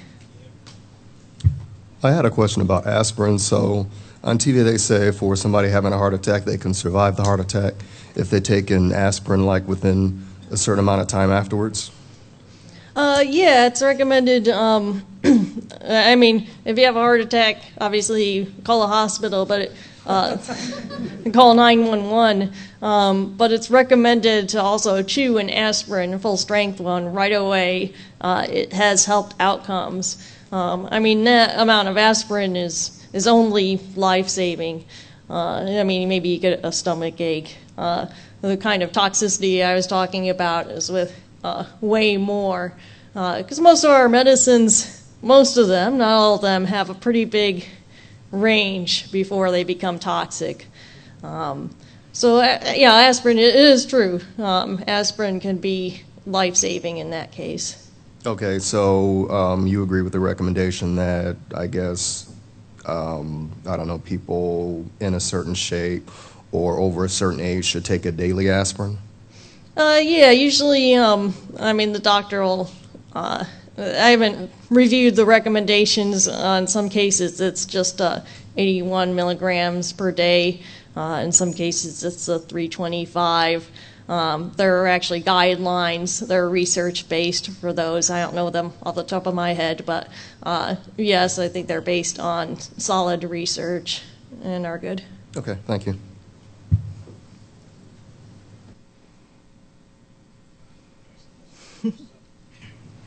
Going back to the whole rat poison angle that came up, the basic deal is, you're right, it's an anticoagulant. It's similar to warfarin or Coumadin, but basically they mix it with some roughage, basically, so it sort of abrades their insides, so this way you get minor bleeding, and because they take it, they keep bleeding. And then what's nice is they usually think that they need to drink, they think you need water because they're bleeding out, so they usually run out of your house before they croak, hopefully.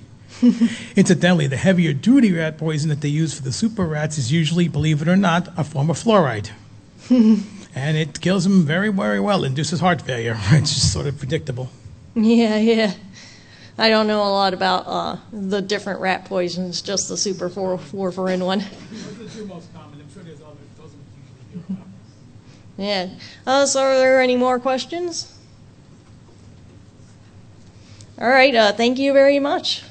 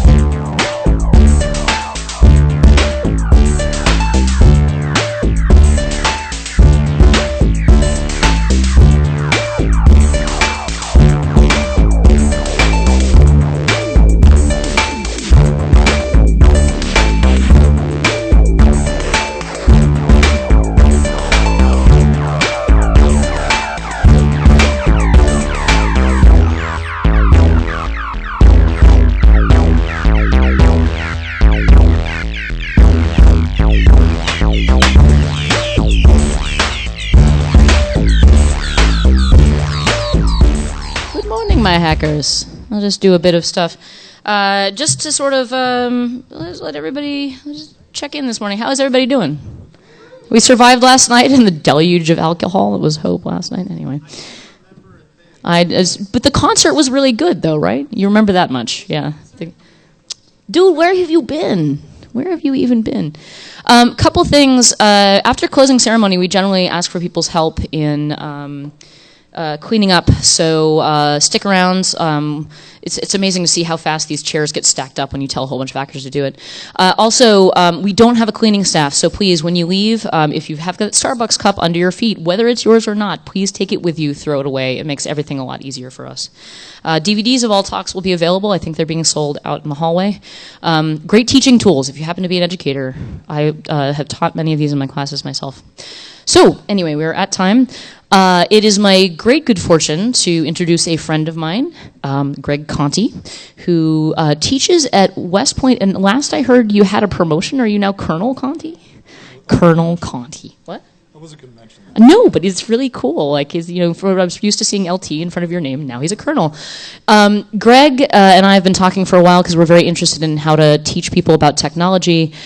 He's given a lot of talks at Hope previously about malware and other things. And being at West Point, Greg is in a very unique position to enact change, one hopes, within the U.S. government. He, a while ago, was like, I am teaching Little Brother by Cory Doctorow to high-up members of the military and also classes there, hoping to let them know what could happen. And this is controversial, right? Some people may sort of go, oh, well, you're just telling them our tactics. But at the same time, like, we have to have people working on all fronts. And that is the great thing that Greg brings to us, I think. And so without further ado, Greg Conti on teaching civil liberties government. Thanks for introduction, Gus. It's my pleasure to be here today. I think this is an important subject because the more we can get into the minds of the people who really control and influence our lives, in terms of military leaders, governmental leaders, and help them understand the importance of privacy and civil liberties, and inform their calculus when they make decisions, I think we all win. So that's what this talk is about, a little about some of the tools available. If you had the opportunity, and there are opportunities out there, to help teach people inside those communities, what would you teach them? Pardon me, the notes, it turned into night pretty quickly. And we'll also talk about the tools that are available for doing that. So I have to add the mandatory disclaimer, and one, I understand no one reads them, but I'm here as a free citizen, and these opinions are my own, not that of my employer. And personally, I think nothing better evokes faceless bureaucracy than that of Pink Floyd's The Wall, this scene from it. So this is my third time speaking at Hope. The first time was on malicious interfaces, how interfaces, particularly on the web, are designed not to help us, but to actually trick us and harm us in a variety of ways. Last Hope we did, at Hope 9, Lisha Shea and I came down from West Point and gave a talk on countermeasures against surveillance. So I think that was a timely subject. And then we were asked this year to come back and talk about some of the things that we've been doing inside and where it could go, how it could scale up in terms of teaching inside the military, the governments really around the world.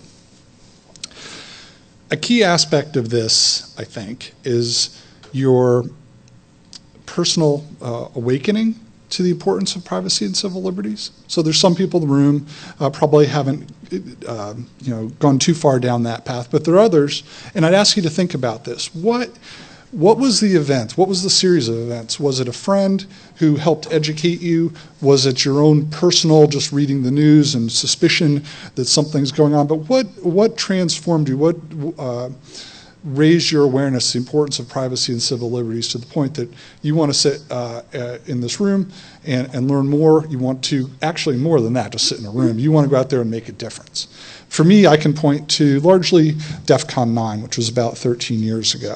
I went there, and I think I had kind of this innate kind of libertarian worldview, but I went there and I realized that, why are they passing this hat around for the EFF? right? Who is this EFF? And I look and go, oh, gosh, that all makes sense when I took a look at what they were talking about.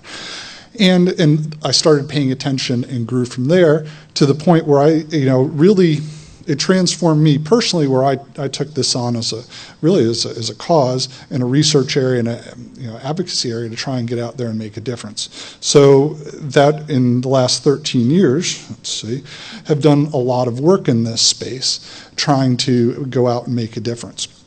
And this all is available online for those that are interested.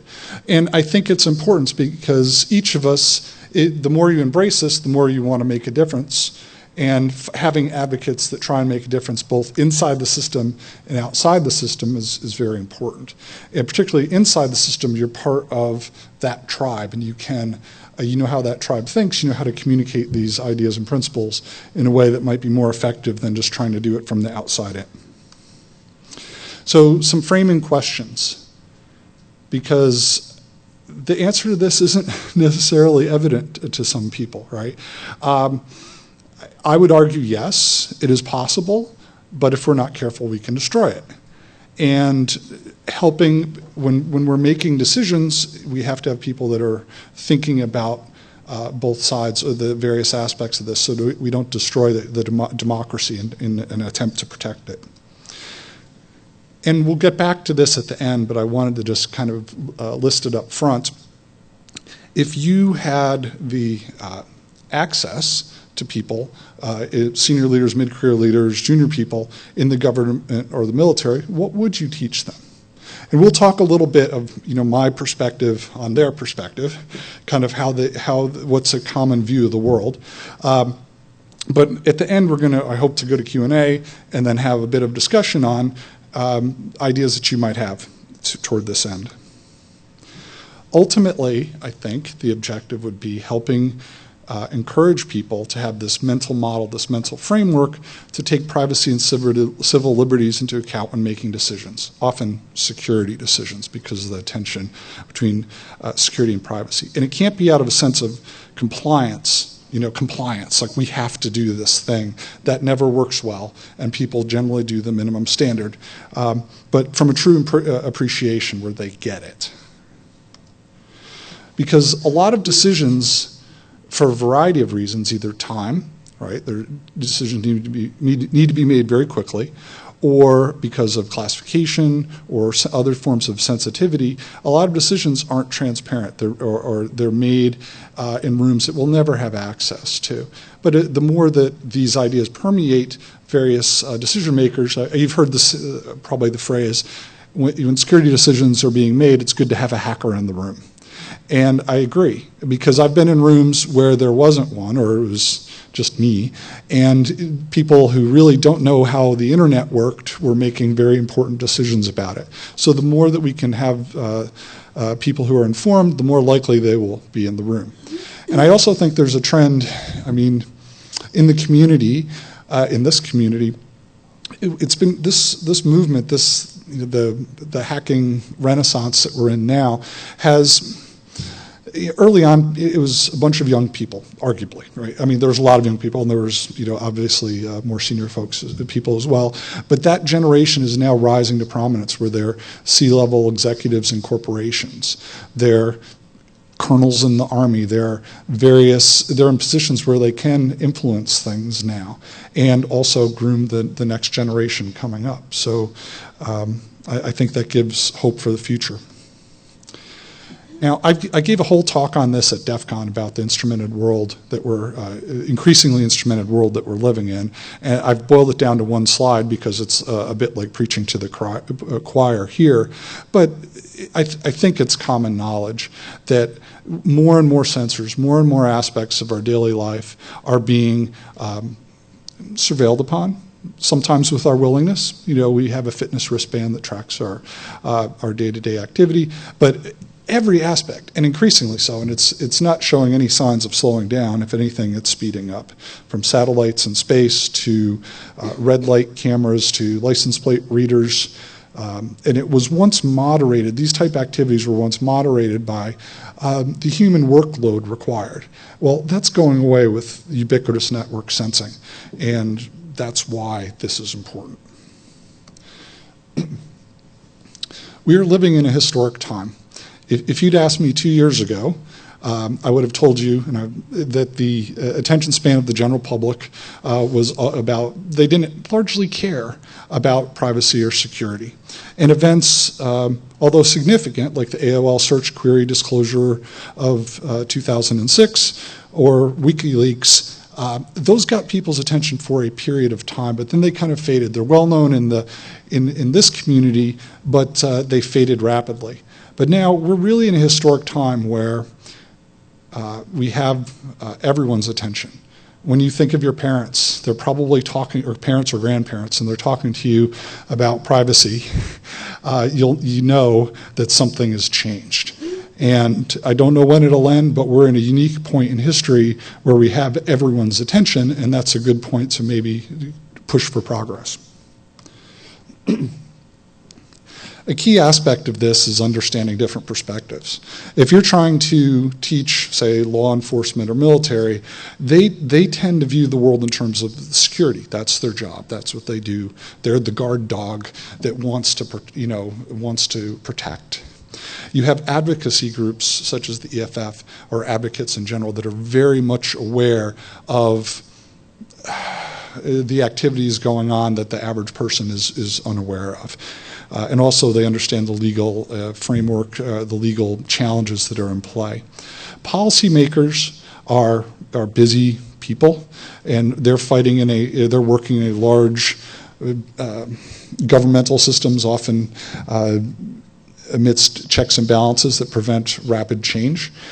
From my experience, and I haven't had too much engagement with senior policymakers, but I have met some, and the ones I found that despite what you kind of get the sense from the press, is that they're actually trying to do a good job. They have limited ability to do it, but they were actively listening and trying to figure out ways ahead. They like solutions that are actionable, something they can do, not just kind of like soft, general ideas. They want something that they can turn into a decision. Industry in general, we're drawing broad generalities here. Very much concerned about the bottom line and how does this impact the revenue coming into the company, the reputation of the company, legal compliance, and then your average citizen, who I would argue just go about their day-to-day lives conducting business, and rarely do they think of privacy. Although now I think it's on their radar. I want to dig down a little deeply because we're talking specifically about training or educating government or the military, governments or militaries. And again, these are just broad swath generalizations in my personal opinion, but I think they're on track. There's a common sense of patriotism amongst these communities. To be called a patriot is a high compliment. They're very much aware of the threat because they classified information, top secret feeds. They're seeing abuse. They're seeing the badness that is in the world on a day-to-day basis, and things that usually do not make the press. They're very focused on trying to stop bad things from happening again. So this is that security focus, right? This is largely security. They have an inability to speak because once you get access to a clearance, you sign a non-disclosure agreement, and rarely are they allowed to speak out loud. And there's been posters out there, and it's frankly rigid enforcement to enact this. And this is key. I sense that this general trust that what is being built won't be abused. And when I say what is being built, you can think about various security systems, large and small. There's a trust out there that it won't be abused. And some would argue that could be a naive trust. And just so you know what this picture is, and when you do rappelling, this is kind of in industry, when they have the fall backward and your coworker will catch you, the military equivalent is in rappelling. The person on the ground is the belay man. So you're supposed to let go of the rope and fall, and the belay man, if they pull on the rope, you'll stop. If you don't, you'll hit the ground. So that's what's going on here is a trust exercise. They also feel that their hands are tied because they don't have the information they need to protect. And I think this is a great quote. Their hands are tied by legal authorities. And I'll just read it because this is, may hit an MP3 one day. If DoD defended the land domain in the same manner as cyberspace, a Russian land invasion of New Jersey would have to be fought by U.S. citizens and commercial entities with whatever weapons they possess. DoD would only defend Fort Monmouth and Fort Dix. So that is kind of what I'm trying to do is expose you to the mindset of the audience, the students, what they might be. And again, this overarching desire to protect. And that straining at the leash of authorities, like I want to protect more, I want to protect more. And the leash would be the legal authorities. So if you're trying to educate that population, how far, how fast down the rabbit hole can you take them, right? How do you get into, given that, and I think that what I just painted is reasonably accurate, how far, how fast down the rabbit hole do you take them, and what do you teach them, and when? And this is obviously not scientifically generated, but and in that population of people that you're trying to teach, there'll be some that never get it. That is pretty scientific. If you look at studies of social change, they have a very similar graph with the same categories in it. So, yeah, it's science. It's science. Okay, I've just, and even if and we'll get at this later, even if I had the ability to survey people and come up with the scientifically generated results here, it would probably be very embarrassing and would shut them up. They'd never do it again.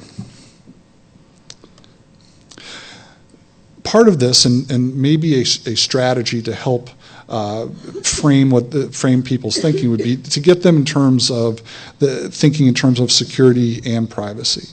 And I like this.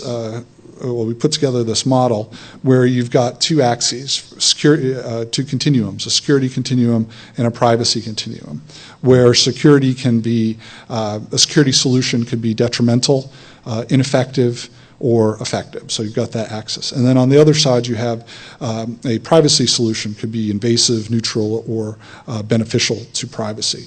And then from there, you can kind of bucket things into quadrants. The first quadrant accomplishes neither privacy or security, and I would think in terms of security theater, right? You spend a lot of money, and it makes privacy, and it makes you less secure, and costs money, and threatens privacy. So that tends to be security theater, a la Bruce Schneier. Then you have solutions that are accomplish security objectives, but reduce privacy in the process. And if you're not thinking about privacy as being an axis, if you just take off the privacy axis altogether because you don't think about it, it's not part of your decision making, this is where you could likely end up. Then you have solutions that are detrimental to security and but beneficial for privacy, and we see those all the time in terms of countermeasures. Then ultimately you have solutions in the bottom right quadrant that increase security and increase privacy. For example, maybe a code audit of a transparent code audit of major software that people use, and helping push people to try and seek solutions closer to quadrant 4. Maybe one acceptable way that you can help get these people to start thinking in terms of it, because I don't think they consider the privacy axis very much, if at all.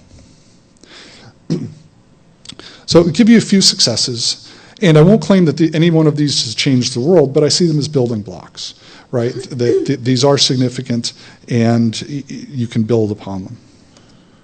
One, as Gus mentioned, that we're able to get Little Brother into flagship training course of a major government organization, and over 600 mid-career and senior people have had a chance to read it. And it wasn't just read it, there was also discussion afterwards, a framed discussion with structured discussion questions about the importance of privacy and civil liberties to democracy. So we were able to make that happen. And the organization was supportive of including it. We had in 2012, and again, this is like, shows you, what I'm trying to paint is inside the system, how you can make brick by brick, you can help facilitate change. At West Point in 2012, they had a senior conference, and they brought in the sitting director of NSA, U.S. Cyber Command, 2 former directors of NSA, was able to get a panel on privacy and civil liberties as part of the discussion. And there was about 50 senior leaders in the room, not just military, but leaders from industry and government, and able to get on the panel, Marcia Hoffman and Jeff Moss, sitting on the panel with a former director of the NSA. I think that's very cool. And to have that type of debate in front of an audience of people who are really empowered to make a difference. West Point just hired a ethics fellow that's going to be focused on privacy and civil liberties. Again, I think it's the first of its kind. Stephanie's in the audience, sitting there in the dark. But again, I think it's very exciting and a positive move forward. So she's going to be focusing on this area specifically. We have formed a privacy research group now, and it's about its 4th year, because I found that there are actually, despite what you might think, there's a good number of people who are interested in this and wanted to help make a difference. So reeled them in. And a lot of those publications and talks and things that I showed you in the beginning, next to the DEF CON badge, came not just my individual work, but by creating a team of people who are interested. I think this is the only privacy research group in DoD, and I think the government, but if anyone knows differently, I'd be interested. Again, I think it's positive. Okay, so those are building blocks, right? What could end progress? We know how the world works, right? If you insert the wrong embarrassing headline here on the front page of the New York Times, people will back off immediately and will shut down. So you have to do this at a pace and in a way that we just have to operate in the constraints of the system that we're in. Okay, so let's look a little bit at solutions. When you're dealing with organizations of 100,000 to 1 million people or more, the tools available are crude, right? You think if you're in charge, if you're CEO of a large company, how do you shift it? If you're in charge of a general in charge of an army, how do you change how the private views the world? You can't do it personally. Things are indirect. So I have a list of tools here, but these are tools that could be employed to varying degrees and varying degrees of effectiveness. So I'll go through some. The government's known for cheesy posters that no one. This is real. This is real. I've seen this. I've seen this. This is where the hacker community has great artists and night and day difference from what we see. But you could see, perhaps a collaboration with New York City Art School to create sets of posters that people want, right, and don't want just because they're so cheesy it's appealing. And although I don't know about the ultimate effect of posters, if you see this over your office copier, you're like, oh, okay, I will terminate poor security practices. Absolutely. Pamphlets. Again, these are tools. These are things people do. I like this one. While technically not a pamphlet, it is pamphlet-like, and it's one of my personal favorites. It was Communities Against Terrorism, FBI, and Bureau of Justice Assistance document. Potential indicator of terrorist activities related to an internet cafe. And I thought it was funny that if you're overly concerned about privacy, paying cash, using an anonymizer or encryption, and you download information about electronics, that you could be considered someone to watch out as being a terrorist. But nonetheless, pamphlets are a tool. Professional reading lists. There's actually a lot of professional reading that occurs within the military. Senior leaders publish lists. Getting a book, getting the right book out there. And these are actually quite thoughtful. They'll have discussion questions, and groups around the military will use these to form discussions, like a monthly, read a book a month, and then bring everybody in and have a discussion. So I think that it would be possible to get something appropriate here. Conferences can be a tool like this. You bring a bunch of like-minded people together. They've gotten much harder to organize of late, as indicated by the NBC Nightly News and the woman dancing with the $, bedazzled medallion around her neck. So conferences are harder, but they're also a tool. And there's this this thing in the Army and in the military called mandatory annual training. And again, this is kind of more of a compliance mode. You have to have a certain amount of training every year, either in the classroom, some of it's computer-based, but it's real and it gets out there. I don't think including privacy and civil liberty, the importance of privacy and civil liberties will not come from this type of training. Okay, so I have just a couple of examples, and to be fair, I've chosen these because they're the absolute worst example I could find in terms of training, but the most humorous example I could find. So one idea came from, you want to turn your computer on and use it. Before you can use it, you have to answer a question on a given subject, all right? Okay, it would frustrate me, but it might be when you're trying to educate 100,000 people all at the same time. All right, so let's take a look at this one. And if you see the gray boxes, I've anonymized the logos that were all over this system. Okay, and here it is. This is part of workplace violence training. Would slamming a sandwich in the garbage can in anger be an indicator for workplace violence? Right, so I don't know. Ask yourself. The world wants to know. No. The answer is no. It means he or she had a bad sandwich. So thankfully, my friends worldwide send me these, and then I can use them in talks. And again, there's actually a lot better. This is the worst one I could find. So this is an outlier. And another. Okay, this is computer-based training. And this is part of the mandatory protect classified information, personally identifiable information computer-based training, presumably built by a contractor. And this is the protecting classified information scavenger hunt.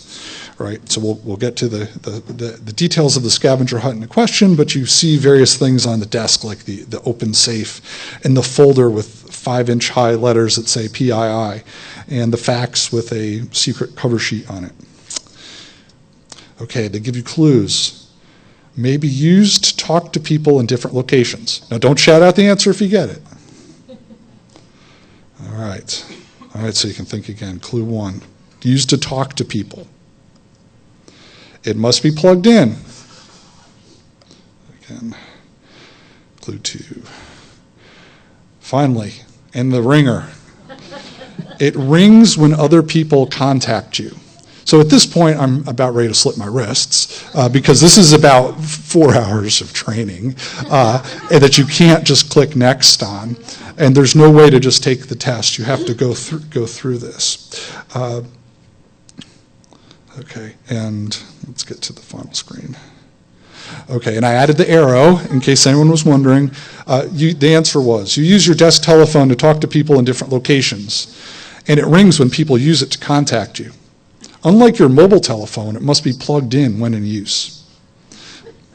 Okay, so again, I don't know that computer-based training is the right answer here, and if you'll forgive me, I think this is somewhat relevant and it's also part of my personal therapy for my sanity. To just share this with you. The military and civilian organizations have robust civilian leader development, or military and civilian leader development programs, years of education. As an officer in the Army, you'll have 3 years of classroom experience, formal, like away from everything classroom experience in 20, if not picking up a master's degree or other things along the way, and then myriad other things plugged in. And the same thing on the civilian side. So but getting into lesson objectives or lessons in those programs has potential. And again, that's the type of momentum you can help build. If you start getting an increased degree of people who understand the importance of this, they can start embedding this. And there's a great deal of professional writing that occurs.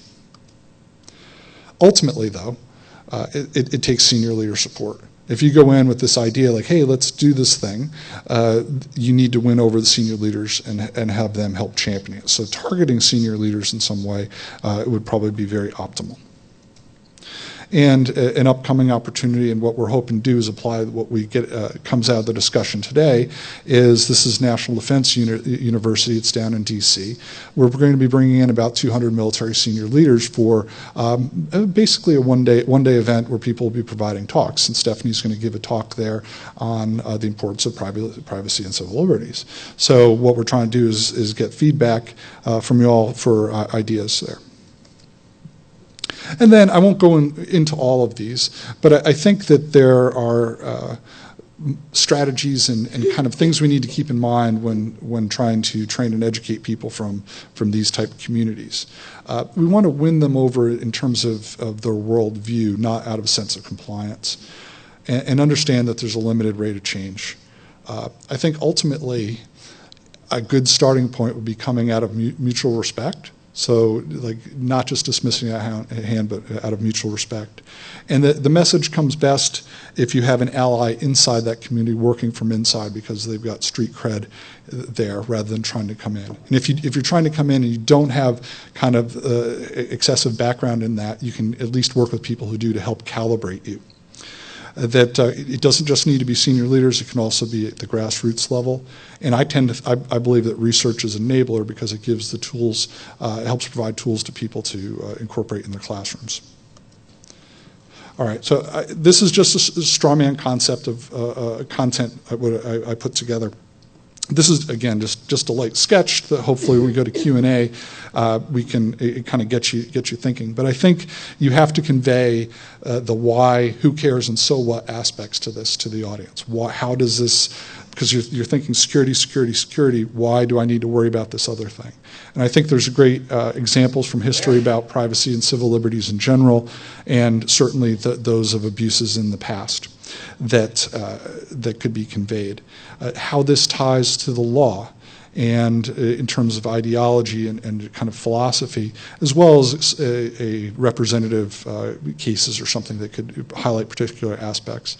Tying it to the challenge of the instrumented world is another, and maybe with some motivating examples that are probably common knowledge in this community, but not common knowledge for the average military or government person, such as EFF's work on microdot serial numbers coming out on printed documents out of certain printers. That the U.S. Postal Service, it was reported in the news, scans the outside of every envelope and package to create a database of every message that's sent, even through the paper mail. And then getting people thinking about what the future portends. And then conveying other concepts, such as that understanding the perspective of the citizen that you're trying to protect is equally important to democracy. And that you can't always be sure that your worldview is right. You need to be open to new ideas. That engaging the population is important. And that freedom of thought, freedom of our expression, really are fundamental tenets of our democracy. If you destroy those, you risk destroying our democracy. Okay, so to wrap. This isn't, there are no overnight solutions. I think that we're building this brick by brick, but at the same time, we're in a historic era where a lot people will be more open-minded to these discussions, perhaps, than they were in the past.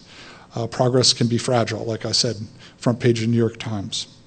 It requires engagement on both sides have to try. All sides have to try, right? I'm trying to work on the military and government side.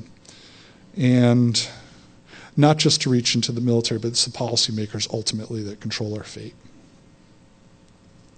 Okay, so I was hoping to, is it possible to raise the lights? Okay. But these are the questions that I hope to maybe, during Q&A, which we're about to go to, if you want to comment on anything, or to bring up some point associated with this. How have you seen an awakening occur in yourself or others? What would you teach people? What strategies or techniques would you recommend? Other sources of content and ideas, because this is the internet era that we live in, and I recognize there's tremendous resources out there. And any other ideas you might want to share. So with that, if we can go to Q&A, I'll happy to take questions and hopefully get a little discussion going. And you please, go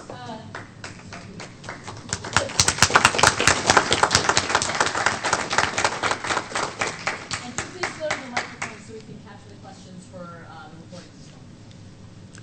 Yeah, hi. Regarding your outreach to the military, as you start thinking about their experience and the things they're trying to do, and it sounds like you have a pretty good understanding of it already, one of the things that sometimes works is they have a wonderful historical sense. I mean, they read history all the time. And so there's also the idea of fighting the last war. So you had a little note about examples of previous abusive governments.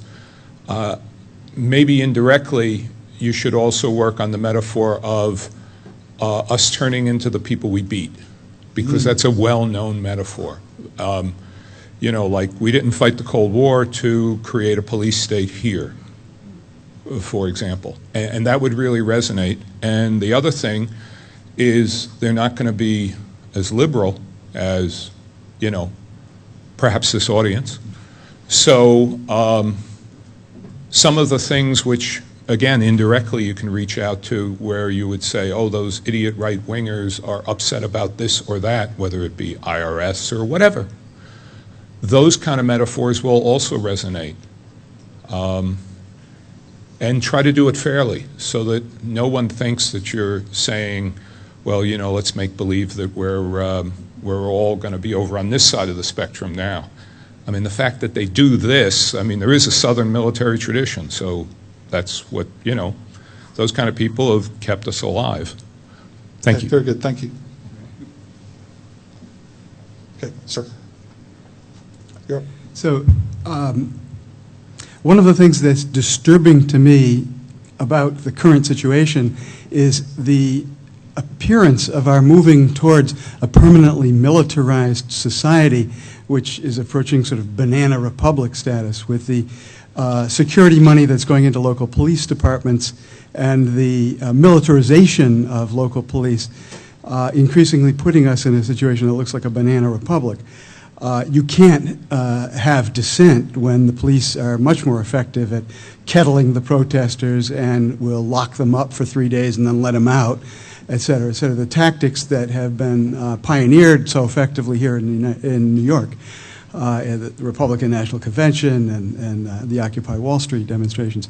So that relies on the recruitment of entry-level folks who are coming primarily from low-income communities now.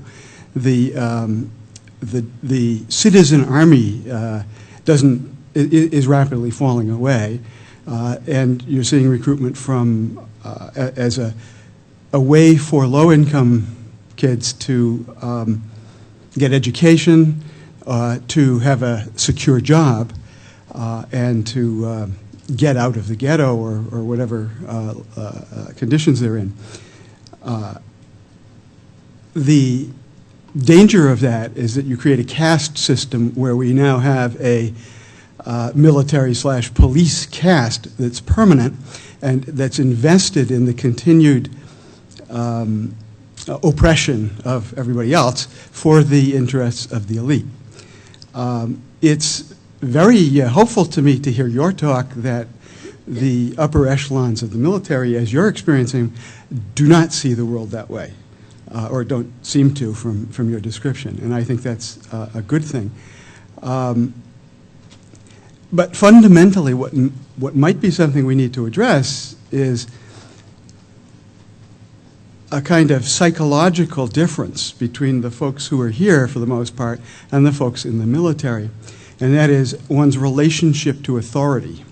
It's a psychological difference is extremely powerful, and that really seems to sometimes separate the sheep from the goats. It's hard to be on the same side or to form alliances with people who are very different from you about that fundamental psychological issue. So I'm not sure where that goes in terms of comments from your part, but those are the concerns that I bring. And I teach college students at City College here, which, because it's New York City and City College, are very ethnically diverse and tend to be sort of low income relative to Columbia. So those are folks I would like to be able to influence. So it's very relevant to me here. I think you bring some important points up. The idea of recruiting, right? I mean, the military is composed of people recruited from the population. So the pipeline of people in, so this isn't just an issue inside the governments or militaries, it's an issue in the population. That the more you can influence the population coming in, the more training, worldview you get, change you get for free in many ways if you can touch that. There's also a concern generally in the military of this increased separation between the military and the population which it serves, right? And that gap, and that they live in isolated pockets and military bases with guards around them, and sometimes you can spend days or months living on base before you even get out. So that's a concern. It's a known problem, and getting out there and in the real world is important. So. And the idea of variety of views. I mean, I wouldn't say that it's nirvana, but I think that people, it's that security mindset. You have to get past that they're thinking, really they're laser focused on security, and to help them kind of broaden their perspective so it can be done. But all very good points, sir. Thank you. Okay, sir. Hi. So to answer one of your questions on the board, I come from the UK. My awakening occurred when I was relatively young. Our government passed draconian laws that said you hand over your encryption keys or you end up in jail forever, period. There's no end to when we can, decide to let you out. And that to me, from my history class, I knew that wasn't a good thing, that, our government had started taking bad steps. But if I may be so bold to ask you a question, you've clearly got this fantastic position within a very hierarchical organization to help educate your leaders in privacy. I work in the UK government, and I'm curious as to how you got into that sort of role within that type of organization, how you created that space for yourself. So there are various pockets in the military, and I was able to steer toward West Point, which is an educational institution. So it's an undergraduate school, the academic departments, they support academic freedom, right, which is important. Because it's really, and you're encouraged to publish and to go out and do things. And unless you're disclosing classified information or or giving away sources and methods or things like that, you have a very wide lane in which to work. And I've I've pushed the limits of that lane, but you can get a lot done with academic freedom. So I think, and hence the others. I mean, there are others there that we kind of gravitated toward that pocket as a place that we could think more freely. Okay. Thank you kindly. I'd also add that largely, until the birth of things like Cyber Command and Army Cyber Command, that largely they weren't really even aware this community existed. As much as, like the military just focused on military things, they weren't really thinking in terms of cybersecurity. They are starting to pay attention more now. So. Okay. Thanks again. Which could be good or bad for me. Okay. Hi, I'm a humanitarian researcher, and I just want to bring a couple of international perspectives that in the post 9/11 world and looking at the world as a battlefield, the global war on terror, quote unquote, right? And under the 3D approach of diplomacy, defense, and development for international development. If there are any civil society folks in the room, it's not enough to just talk about working with government and military. That's already a huge ball of wax that will keep lots of folks employed for the rest of their lives. I'm sure you will have no dearth of work in this line.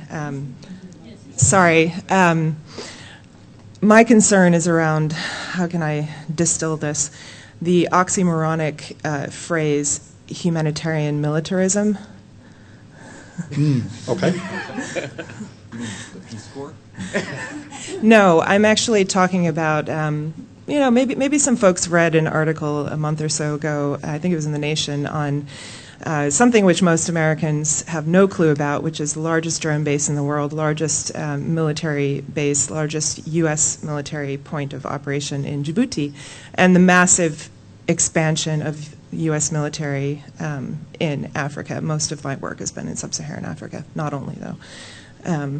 And my concern is not just the maneuvering of U.S. military in the world and its interactions with local populations on quote-unquote humanitarian grounds, which is a very debatable concept.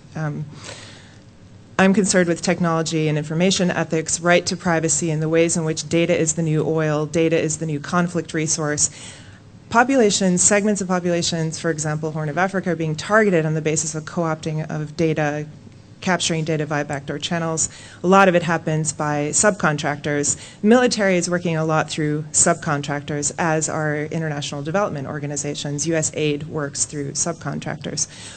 How can we work on the right to privacy, responsible data practices, not only with government and military, not just with U.S. aid and U.S. military, but with all of the subcontractors, the private security and defense contractors, the NGOs that U.S. aid funds? So this is a it's a non-trivial problem. I recognize that, but I'm raising it. Yeah. Well, I mean, there are tools, right?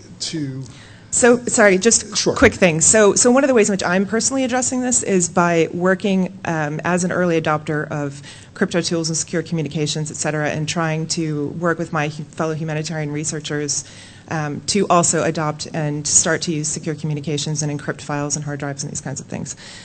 So, for example, I'm working on developing a crypto party for humanitarian researchers who do things that I do. Yes. So, well, yeah.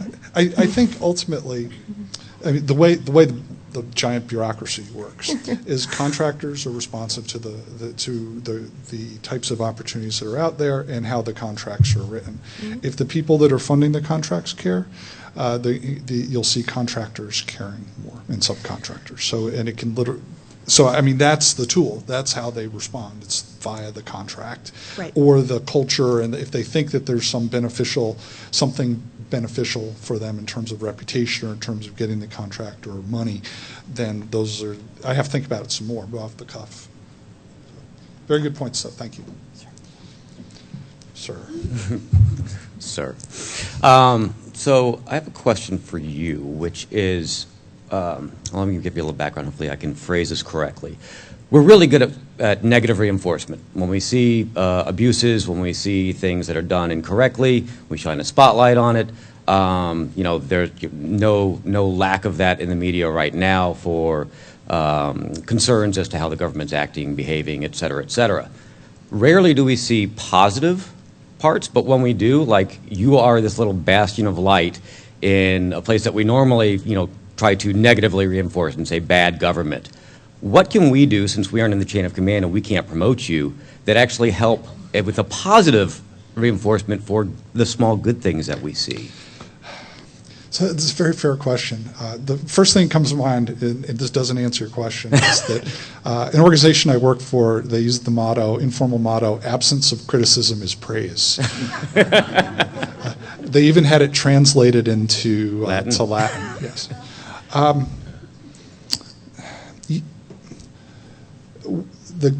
The military is responsive to civilian oversight, very much so. It's built into the DNA from day one that the military is responsive to the civilian authority. So do we write our senators with positive things? Civilian authority is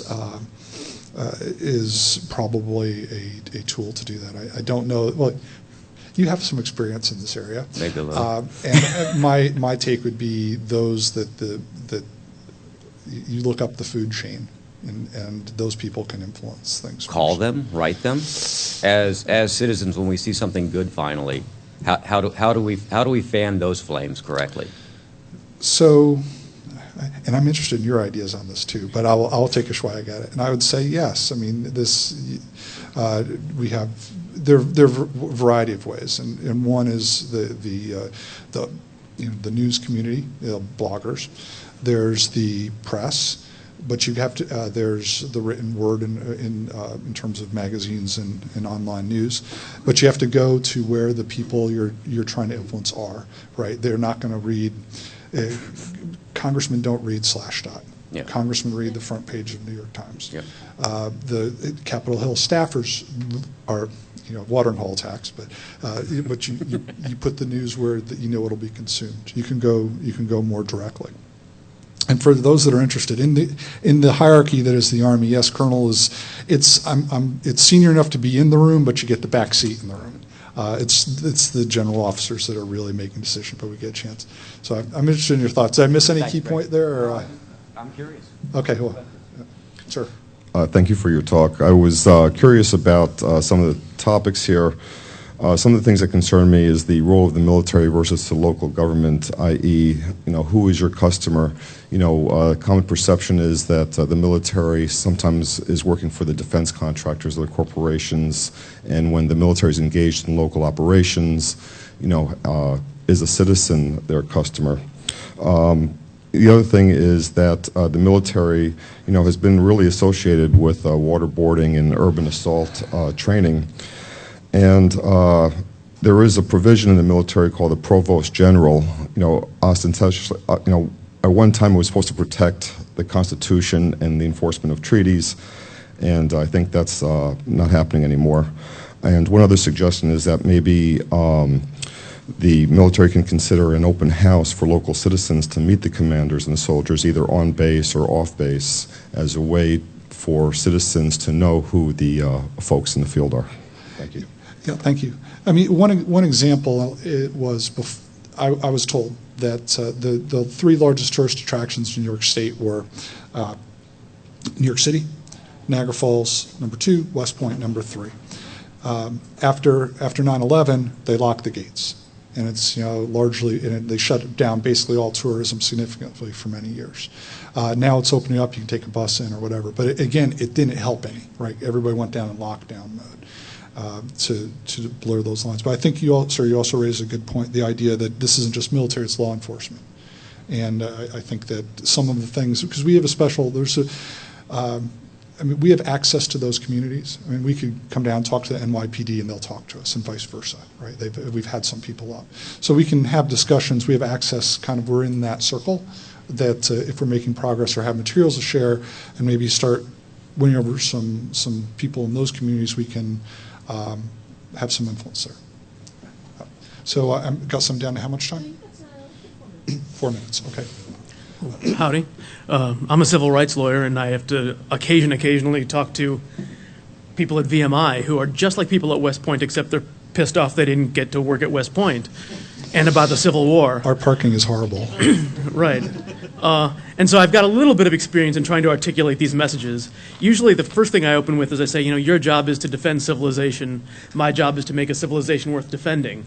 So there are kind of two halves to this. But the big thing I've found, the big obstacle I found in trying to get them to grasp civil rights is that they're very procedural.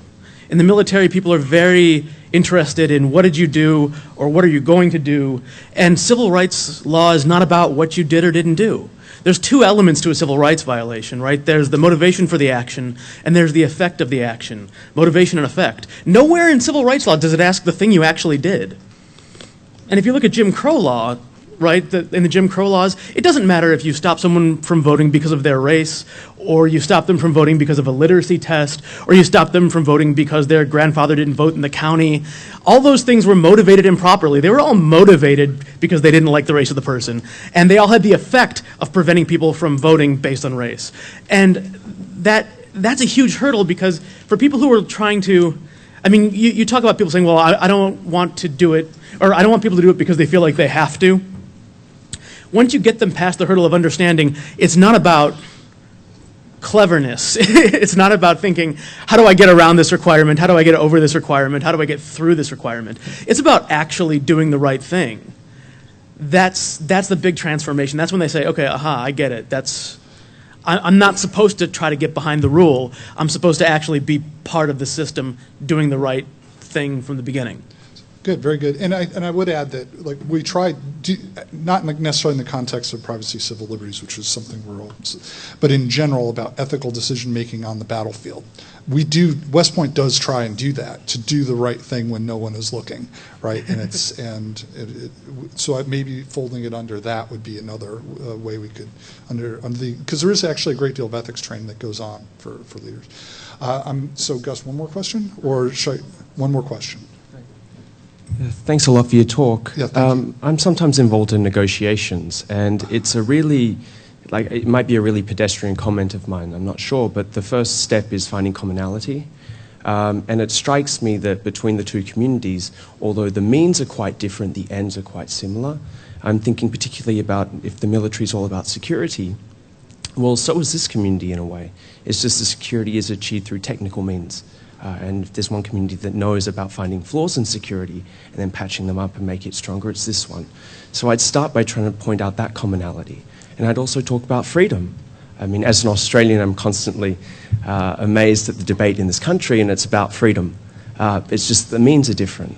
I would be looking at the military trying to preserve freedoms, and here people trying to preserve their individual freedoms, and just trying to point out those similarities. Oh, that's actually very insightful. And the idea of just, because I'm sure if we did some research on negotiation in general, there's other kind of strategies along those lines that could, because in some ways we're doing negotiation, intellectually at least at first. Okay, so with that, I'll go ahead and wrap it up. Thank you so much. Very, very helpful. And cheers.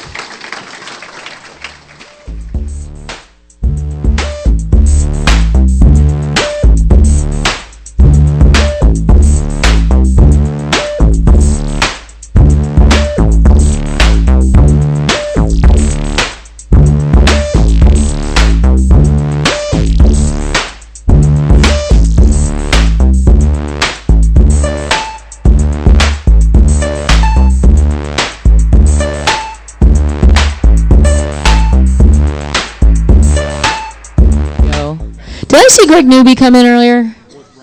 Greg Newby, you back there? I want to borrow his jacket. It's freezing. But who's? Thank you, Nick. Thank you. Is it going to fit me? I'm curvier than you are.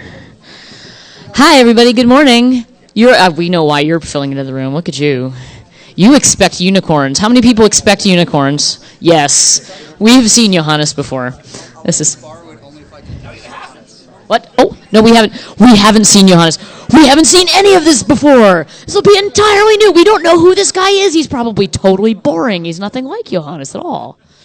My favorite Johannes story. Thank you. I get to do this, and I get to be like, like James Brown, and just throw it away again. I swear to God, that's what it felt like I was doing in teaching last year. I'd get near a chair, and then I'd throw it away. Thank you, Nick. I was trying to... I know. But I was gonna throw it off, like James Brown always grabs the coat, and then he throws it away again. Do you want to introduce Johannes? We can mutually use. Can I tell you Johannes' anecdote before you do? Please. Yeah, so I don't know Johannes that well, but I had this great chance to go out and drink with him after the previous Hope, and we got to talking. Johannes knows a lot about Olive Garden, the restaurant chain, which is he has this fascination being German and having spent some time in the United States. He has this fascination with Olive Garden. Told me this fact that I did not know. Who's been to an Olive Garden? Who's been to an Olive Garden here? Please. Yeah. Honestly. Yeah. Do you want to tell the Olive Garden story, Johannes? Because the Olive Garden story is pretty amazing. That's the American experience. Yes. Into the mic, man. Okay. Okay, I think I'll talk about Olive Garden and hate a little bit later. But yes, go on with your. So the point that he made about Olive Garden is that apparently it was entirely created by market research, and basically what they asked Americans is, what do you think is Italian food, and like what is Italian, and that is how they created Olive Garden, out of like an American survey of like what they think Italian is. Olive Garden is like Alfredo statistics. Alfredo statistics. This is the greatest thing. This is the way I love the people who show up to Hope. You get him, and you get Finn Brunton, who will suddenly go down a rabbit hole about some cult you've never heard of. Thank you, Greg. Know your history about random shit like that. That's great. Olive Garden, based in Orlando. It's owned by Darden Corporation. I'm actually writing an essay about Olive Garden, but I will hopefully not talk too much about Olive Garden today. Cool. What time are we at right now? How much time do we have? 12:58, just another minute to kill. So I'll do the usual kinds of house cleaning kinds of things. Remember, at the end of the conference, we tend to ask people to stick around, help us clean up. So please do that. You might get a T-shirt out of it, I think. I don't know. I can't promise anything, but we love it having people. We have no official cleanup staff, and the more you can do to help us, especially if you see people who you know are like a brain trust of the conference, like Mitch Altman, don't let him sort out his wires. Last time at the end of the conference, he was like sorting wires and bits of solder, being like, I have to pack this. I'm like, no, Mitch, you need to tell people what everything is all about and not just the wires. I love him. He just has very close attention to things sometimes. Yes, also, when you leave this room and when you leave any room today, please, once again, we have no cleaning staff. Take that Starbucks cup under your chair. I know you brought one with you or something. It's not Starbucks, water, whatever. Anyway, I will, given that I've given my Olive Garden anecdote, I'm going to let Nick Farr continue the introduction of Johannes.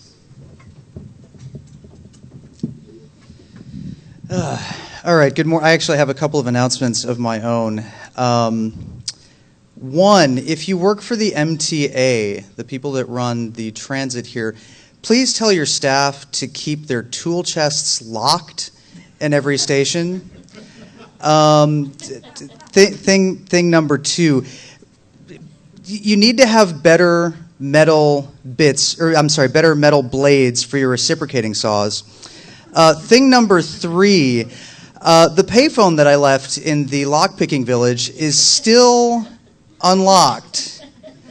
So if you know anything about unlocking payphones and getting it open, you can keep all of the change inside, but I just would like the locks picked off of that payphone. And just to cover all bases, Verizon has officially decommissioned all of their own payphones in the city. So if you happen to see a payphone in a subway station and happen to be in a subway station with an unlocked tool chest that happens to have a battery-powered reciprocating saw in it,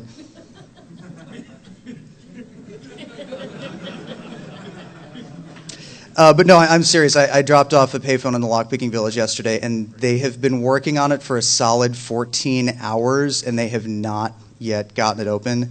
I think after I introduce Johannes, I'm going to probably go figure out if I can buy some stainless steel drill bits and a drill somewhere and put the lockpickers to shame.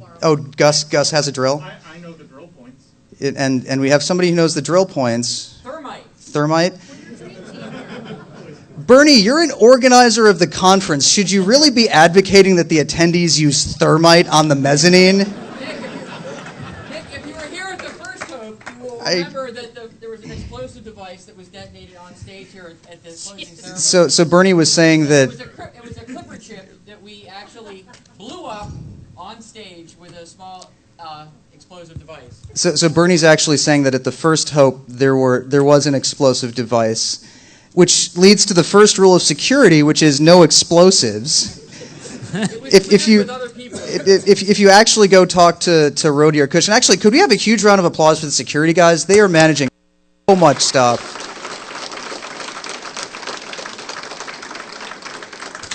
They are, in fact, protecting you from yourself, and that's really so. Well, I mean, the funny thing is that we had just a small little minor medical thing back here, and in addition to dealing with gigantic overflowing rooms from Snowden, anytime an attendee has some kind of medical problem or some kind of security problem, they do a really, really great job of dealing with that. And Rhodey and Cush and that whole crew is really awesome, and they deserve all of our love and support. But if you actually go down to the security team and ask them, they have a list of 7 rules that are obviously related to incidents that happened at previous Hopes, and the first one is no explosives. So please don't use thermite on my payphone. But anyway, you're not here to hear me beg for people to open up the payphone.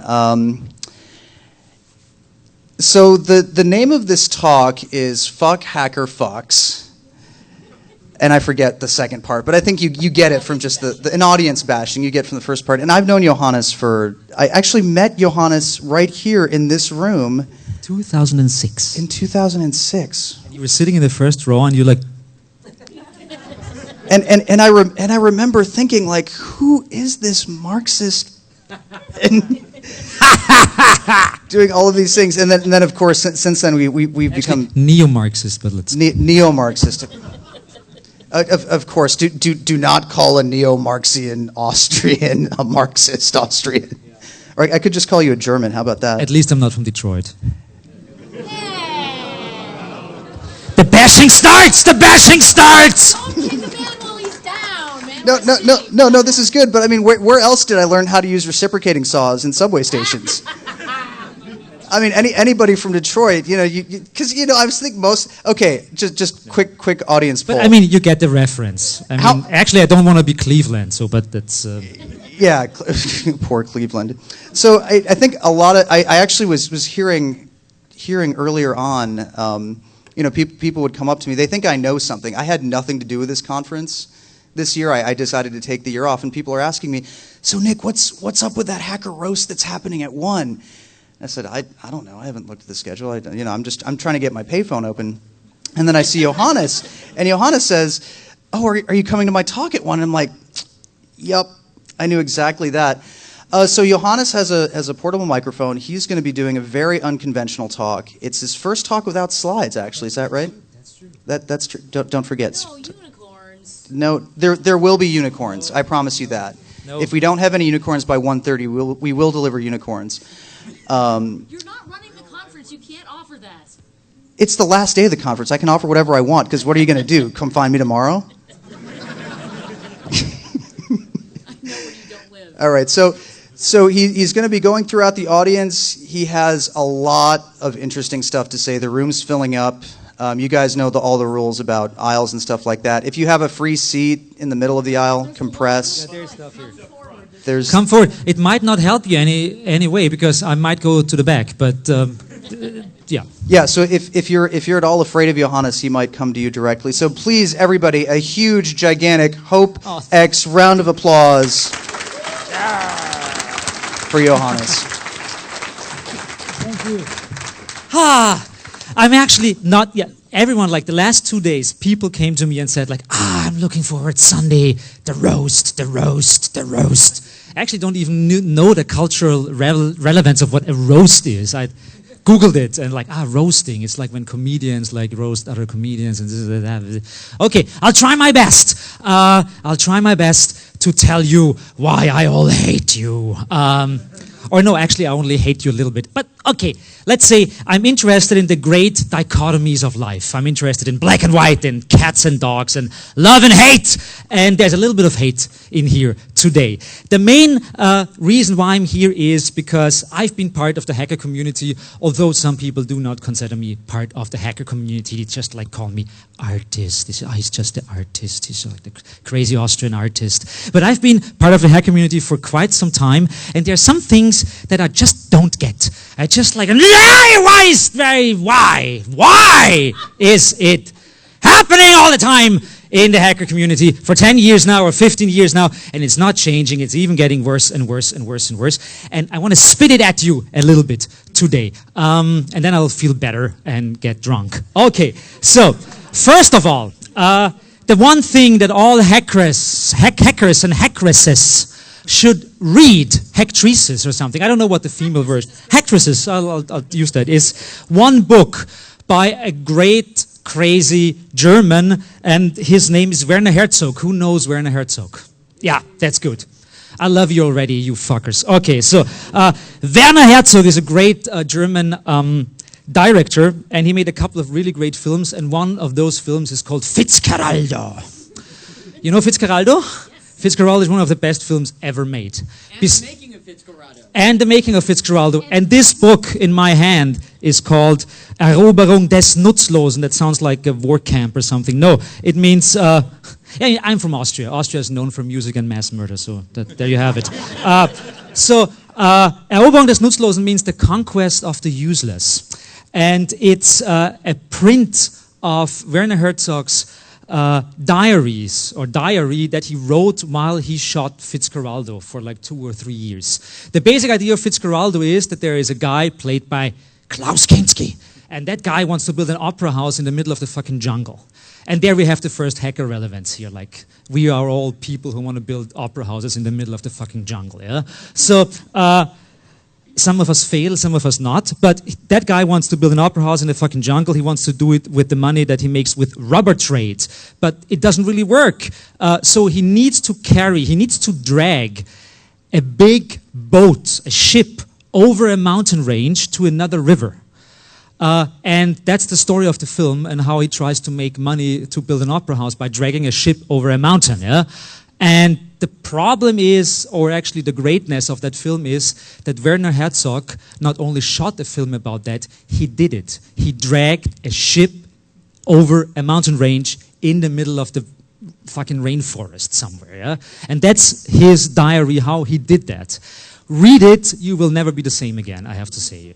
I have to tell you. Because that tells so much about passion, about love, about hate, also about like the very fascism we confront ourselves with, like when our dreams suddenly become kind of like what they not should be, like the opposite of dreams, nightmares, where we confront other people with our own dreams who became nightmares and that kind of stuff. So please read it, The Conquest of the Useless. That's my opening remark here for the so-called roast, or let's call it 2,000 calories of Alfredo. Okay, so the first thing I see going on, and especially in the last couple of years, hacker culture is interestingly dominated, let's not call it dominated, but obsessed. Obsessed with one thing, and it's martyrdom.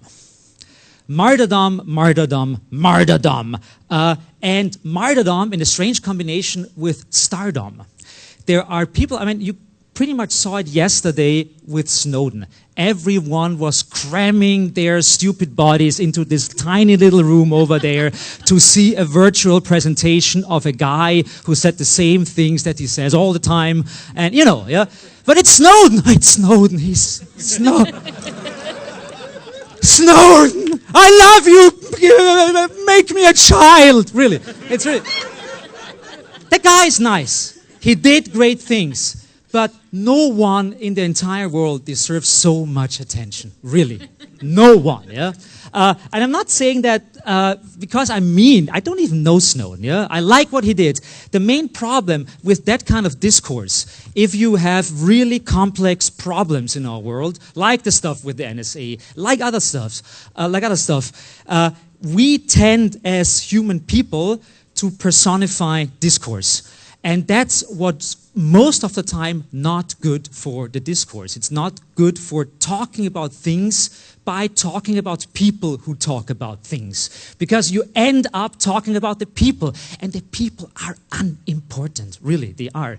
Snowden is not important.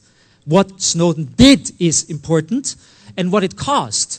But Snowden is not Michael Jackson, and no one should be Michael Jackson. Really, no one. Because you see what happened to Michael Jackson? He killed himself, yes. The same is true for Assange. I think that Assange is one of the biggest assholes I know. He did some really great things. Yes, he did. But at one point, that fucker should have just like stepped off the stage. He should just have gone away and leave the project to itself and the other people running it and just take his fucking stupid face out of the equation, yeah? He should have done that, yeah? I have never met Assange, but I have a strange reaction to him appearing everywhere and everyone talking about him. The guy's a guy. It's like, I'm not hating him, not really, no. He's a guy who did something really important, but the problem was that the importance of the person Assange suddenly became bigger than WikiLeaks, and it actually killed WikiLeaks. And that's the biggest sin that was committed in this whole process. Of course, the media are part of that. The media want to personify discourse. They want to have the face of Assange and talk about Assange. They don't want to talk about WikiLeaks. They want to talk about Assange. They don't want to talk about the NSA. They want to talk about Snowden. They don't want to talk about CryptoLeaks. They want to talk about Applebaum! That's what they want to do. And I like Jake Applebaum, but fuck Applebaumics. Really, yeah. He's a good friend of mine. I mean, he was so big when I first met. He's like, nice guy, yeah? But no. Because there is something weird going on in our brains if too many people are running after a person and saying, Jake, it's so great.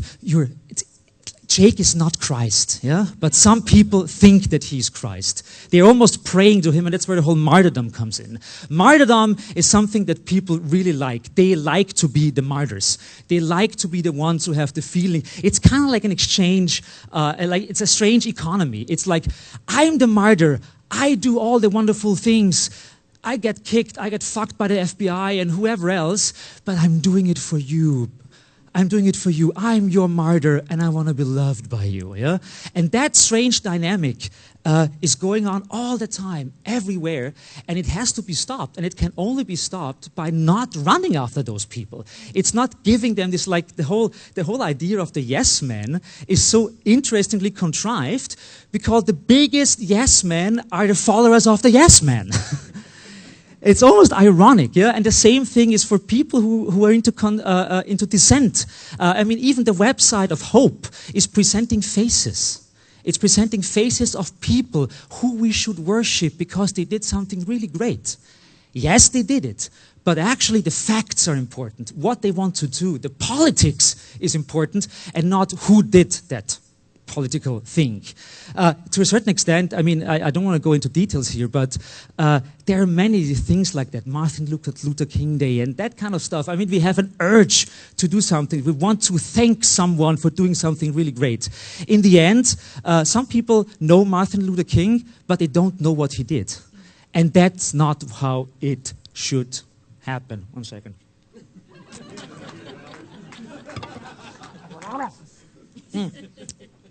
Okay, so we like worshiping. We shouldn't.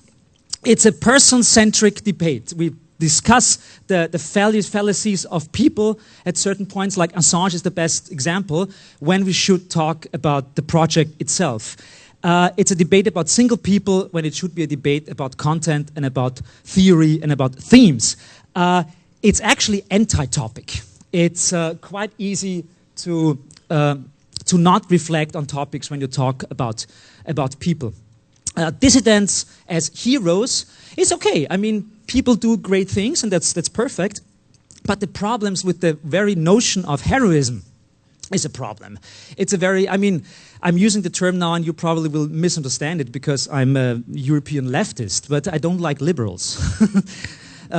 Liberal discourse means that there are certain liberal virtues. You know, there is, the hero is a very liberal virtue. The hero is someone we have to thank for doing something. The hero is a really crazy narrative because the hero is like a one person, and that one person does something really great. And it's like, you know, like Frodo, yeah? Everyone is talking about Frodo, yeah? Nobody's talking about the other hobbits, and you know, like a struggle is always a struggle of people and groups, and usually not the struggle of one single person. Even the whole discourse about Aaron Swartz that is really, really super tragic is actually a discourse about the whole scene and people who did not support him or supported him or whatever it is. Yeah, of course it can be transported over the person very tragically, but that's not how it should be. So the story of the hero narrative is destroying a lot of good stuff out there. The same stuff is going on when, especially in the US, all the debates about I should move around. Yeah, so all the debates in the US are factually, in the US hacker scene, are, am I breaking your necks? Is it okay? Turn on. Move the chairs if you like. You can do that. It's okay. Yeah, it's okay. That's good. That's good. That's good. She got it. Yes, she got it. Okay. And it is about freedom. It's about the wonderful terms we have here: freedom and liberty and constitution and we the citizens and all that kind of stuff. The main problem is that all those words mean nothing. In fact, they're all bourgeois crap.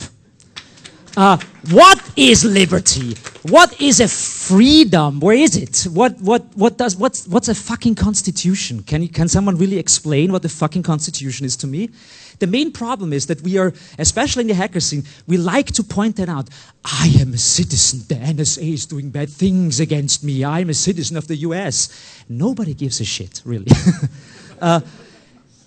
It's a fucking state in a fucking capitalist system. That's what it is. Yeah. What do you expect to happen? Yeah. Of course, you can say like, I'm a citizen. I'm a proud citizen of the U.S. and I don't like what the NSA did to me. Yeah. Yes. I mean, you know, like capitalism is 200 years old and it fucked everything up ever since. The very notion of freedom does not exist. The very moment I have to earn money to live makes me unfree. I'm unfree from the very second that I get born, you know? And fighting for something like freedom is almost like fighting for, I don't know, what is it? It is a strange term. We want freedom, we want liberty, we want the upholding of the Constitution. All of that stuff is just like that's templates, you know? Like, don't use those stupid templates. Nobody needs them, yeah? Talk about the basics. Talk about what that freedom means to you. And most people that I talk to find out that they actually don't mean what other people mean with freedom. Because I could talk to you, and you say a completely different definition of what he believes is freedom than she believes that freedom is, yeah?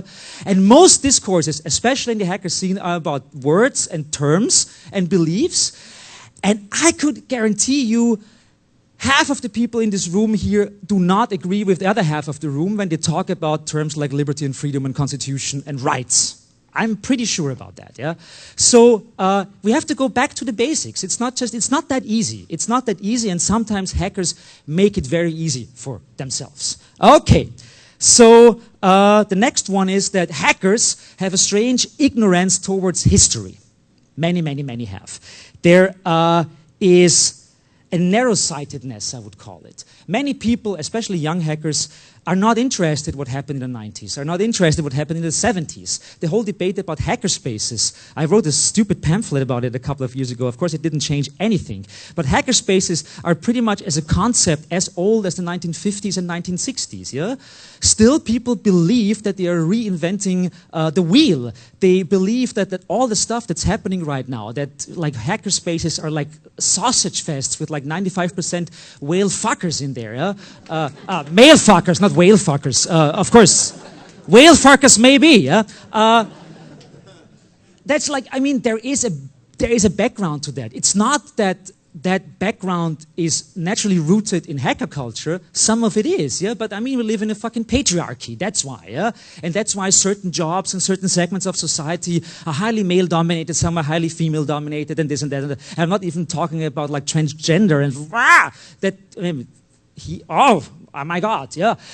So the problem is that the historical dimensions of our movement, of the hacker movement, is most of the time completely ignored by hackers. Hackers are a subculture, or think they are a subculture, but never think about, I mean, it's almost like someone doesn't know the dead Kennedys and likes punk nowadays. I mean, who likes punk nowadays anyways? But that's the problem. So like, yeah, I don't know the dead Kennedys. Why should I know the dead Kennedys? Is this any importance? I like guitars. Yeah, but it's boring. It's boring and doesn't lead us anywhere. Okay, so on the positive side, I have to say there's a reduction, I have to see in the last couple of years, of stupid infights. So you don't see people anymore walking around and like, I do not talk to you because you use Red Hat and I use SUSE or something like that. So like that kind of stuff is actually getting smaller and smaller and smaller, that like Linux distribution infights and that kind of bullshit, yeah? At the same time, I have to say, it transcended into something even worse, that people sometimes have quarrels about that they don't, like, if I would not understand the joke on your t-shirt, you would suddenly have, like, a grudge against me. I really had that a couple of times, that people, like, they were showing off their shirts, or I looked at their shirts, and I didn't understand it, and they would pretty much, like, walk away. Why is that? It's strange because, and the very core of that thing is that hacker culture and hackers like to create their specialness or their elitism in strange ways. And sometimes that elitism is even played out with jokes, you know, like, I get the joke, you don't get the joke, I'm better than you, okay? And that's not how it should be. So the t-shirt joke uproar, I would call it. It's, in a certain way, a misunderstanding of the concept of underground and subversion. Many hackers think that they are subversive, that they are underground. In fact, I actually believe, and I'm almost sure, that hacker culture is no underground or alternative culture anymore. Hacker culture is pretty much mainstream.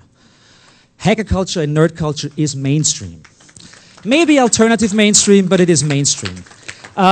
What emerges out of that problem, that you are part of a group of people that thinks it is underground, but actually got up to a point that they're at least alternative mainstream, is a problem in in how the scene sees itself. An example. There's an example in Germany. It's a completely different field, and you don't know that guy, so I don't even name him. It's a German comedian, and that comedian was really popular in the 1980s. And he was a high critic of alternative mainstream culture, and he attacked that. So he was attacking the Greens in Germany, for example. I think his basic shtick was back to plastic or something like that. So he was, like he turned the stuff around. He was criticizing liberal mainstream for how hypocritical it was. Yeah, that guy is in the meantime one of the biggest and most important comedians in Germany, doing the same jokes like 30 years ago. For example, he's doing like pretty much racist jokes about Polish people and stuff like that. And he's doing that, of course, because he makes meta jokes about that we should not make jokes about Polish people, but he's making fun about people who make jokes about Polish people, but 95% of the audience just like don't get the meta. They just think he's making fun about Polish people. And that's a little bit the problem of subculture and subcultural discourses and grammars when they emerge into mainstream culture.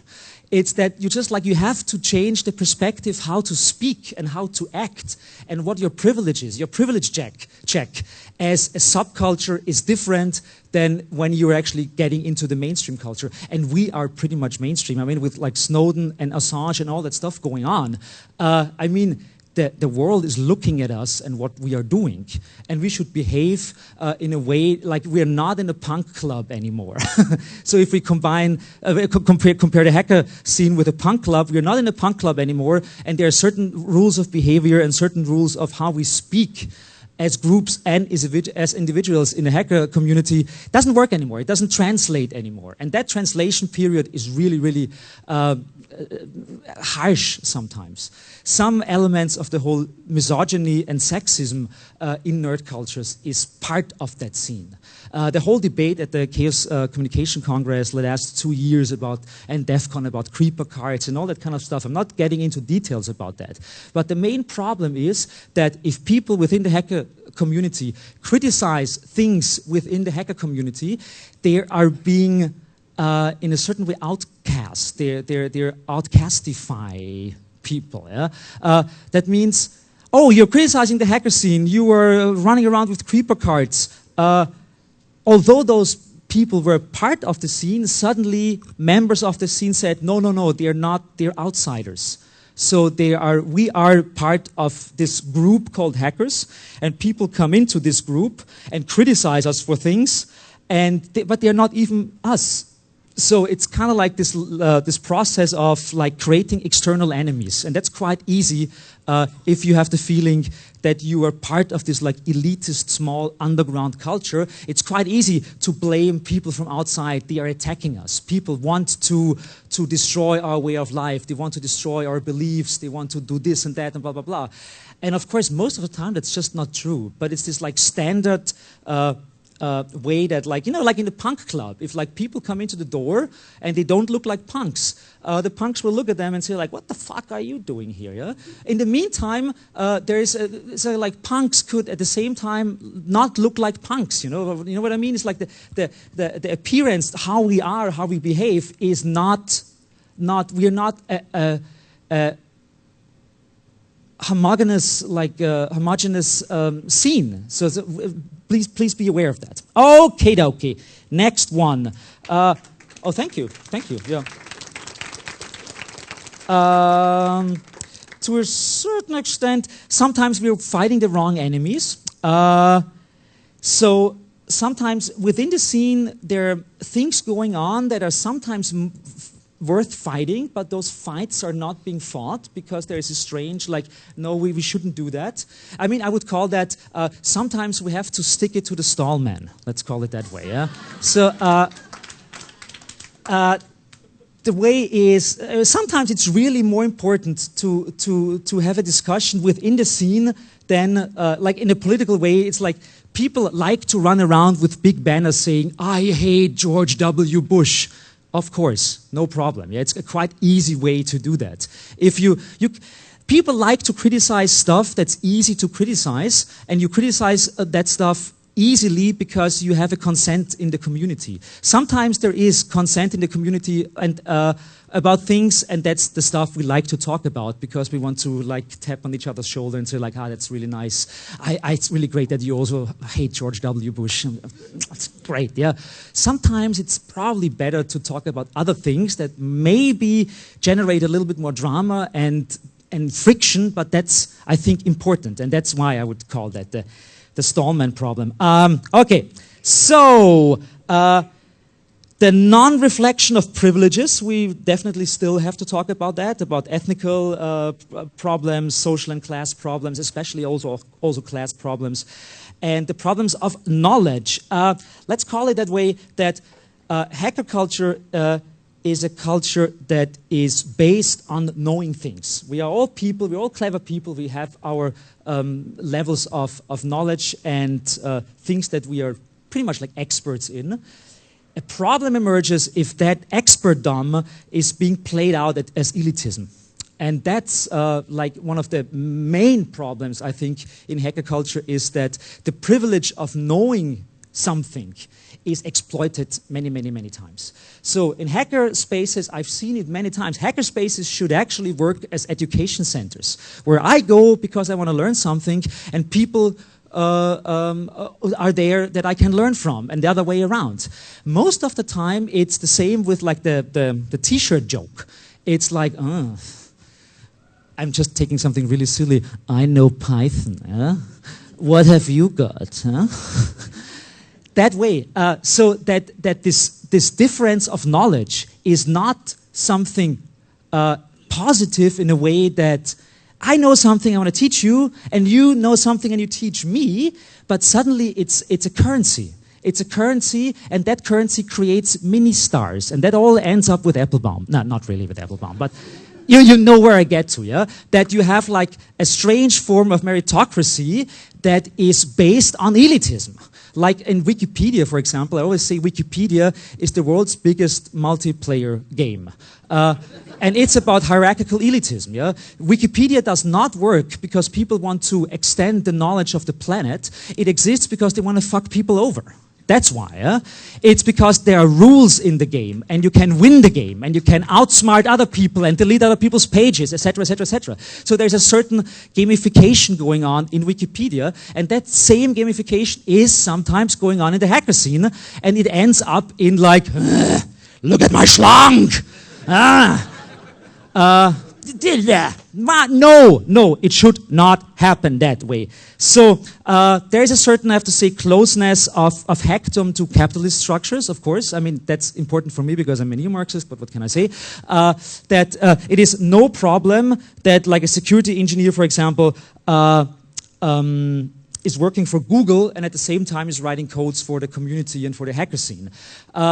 I mean, on the one hand, it's not a big deal. I mean, people have to make a living. They have to work, especially in a high technical field. People have to do that. At the same time, that like kind of like being with one leg in one completely different field of life and with one leg in another one is sometimes a strange twist, I have to say. So some people do really horrifying things in their day job, and they try to do the super good things in the hacker community, and sometimes I've seen people being ripped apart by that. It's really, some people don't manage well in that differentiation of their, like, let's call it the schizophrenia of the tech world. Yeah. So be aware of that. I mean, I know that cannot be stopped because people have to earn a living in some way, and I don't think that we will abolish wage slavery in the near future. But just like if you think about that, like try to analyze yourself or psychoanalyze yourself. What is really going on in your brain when you're working at Google, if you work at Google, and when you're going to Hope? Is this the same person? What's going on? I think postmodern theory can help a lot about like the fragmentation of modern brains. And I think about that a little bit. There is the paper. One element, for example, I've seen is the whole Elon Musk thing that happened a couple of weeks ago when Elon Musk was giving away like patents for free. It's like he was opening the patents for certain energy cells for blah blah blah. I don't know. Yeah, I could not believe how like everyone, Elon Musk is a hero. He's so great. He's opening like he's giving away for free the stuff that he could make money with, like this patent. Blah blah blah blah blah blah blah blah. I mean, Elon Musk is great and he will bring us to space, but he's a fucker, yeah, really. I mean, he created fucking PayPal! Remember! Yes, I know it's cool. He builds rockets and we all want to fly to space because we're all individualists. Yes, we know, yeah. I like rockets. I like that, yeah. But that guy is not a good one. He is not a good one. He is not good.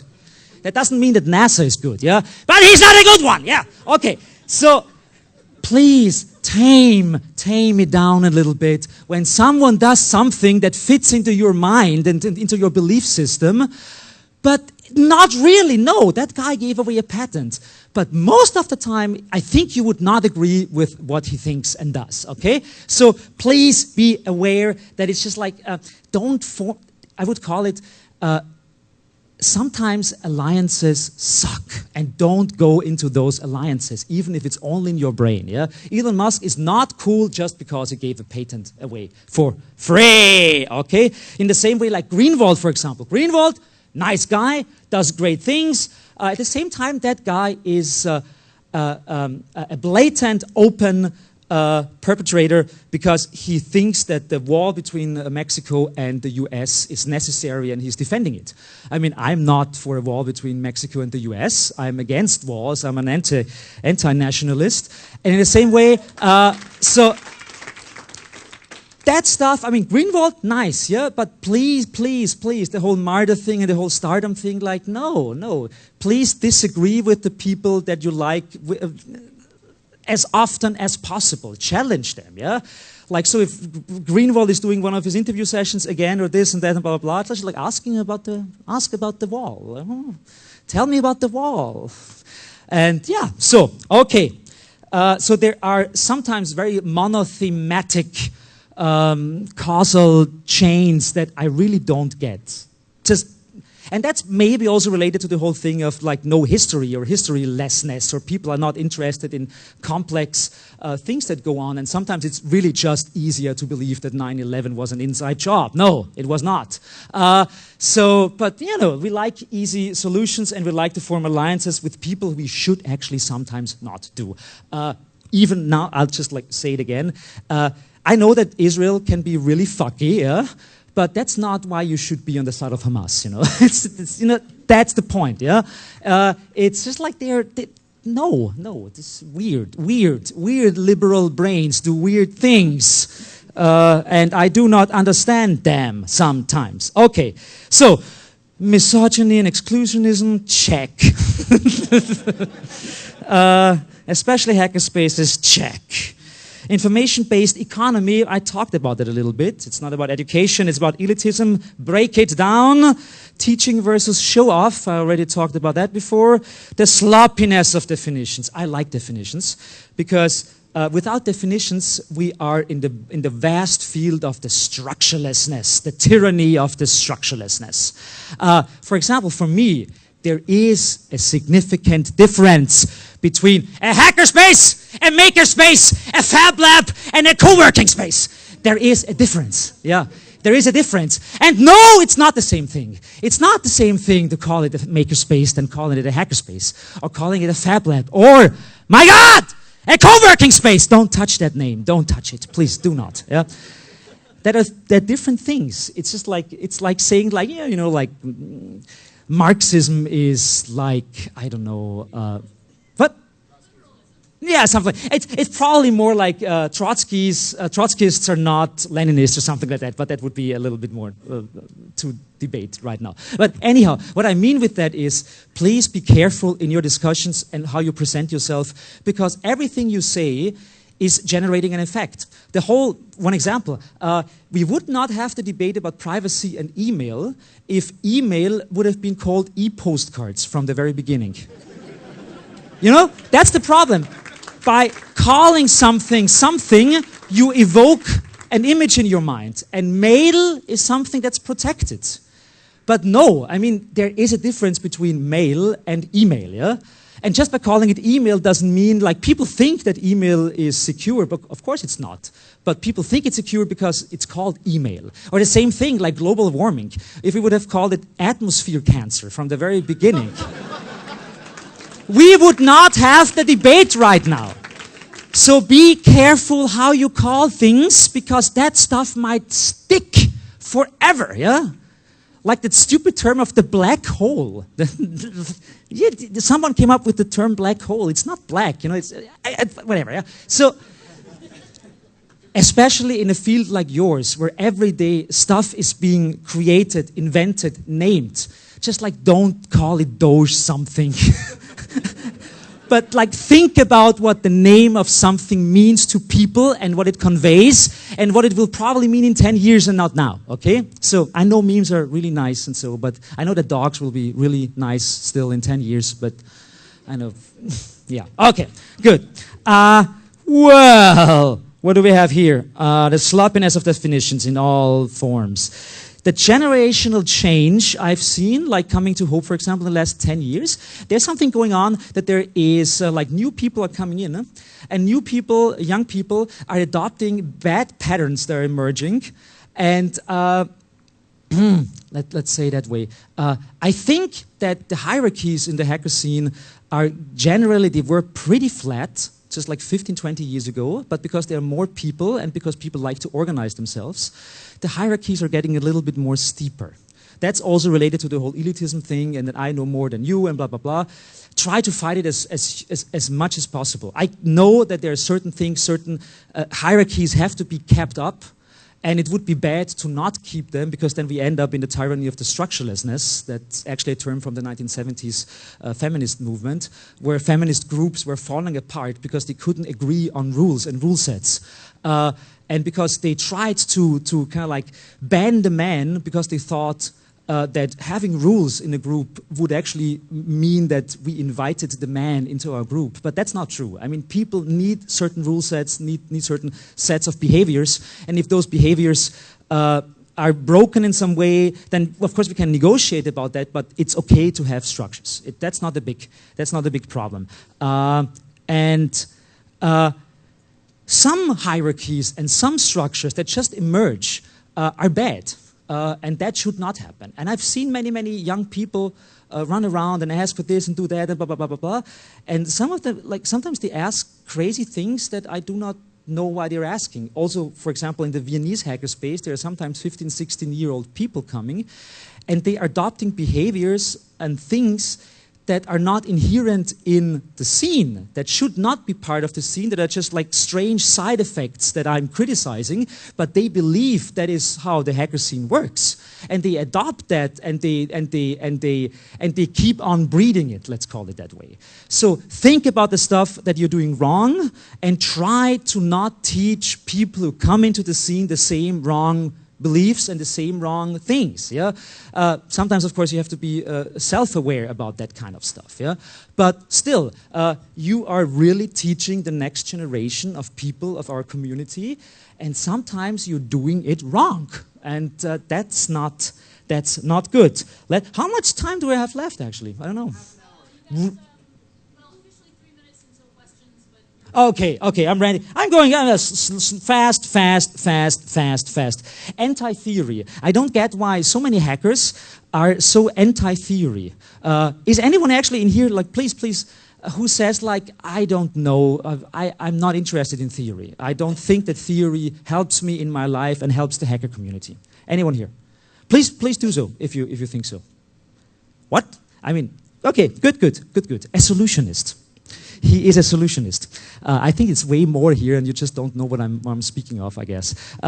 So what I mean is that, especially if, in the hacker community, there's a certain tendency to get shit done. Yeah, but sometimes it's good to think about the stuff before getting it done. And that's what I would call a solutionist. And sometimes that term is also used in a different form. It's called the doocracy. Yeah? The people who do something are the one who are in charge. You know how inherently fascist that is. just because I'm doing something I'm right, that's not true. That is not true. It is complete and utter bullshit. Yeah. And I know because it's also a perspective of privilege, because in a hackerspace, for example, it could mean just because I have more time than you, because I have a better job than you, I can spend more time at a hackerspace. What? And no children, etc., etc., etc. That's all privilege. And that means like I run the theocracy because I'm privileged. And no! No! No. No, no, no, no, no, no, no.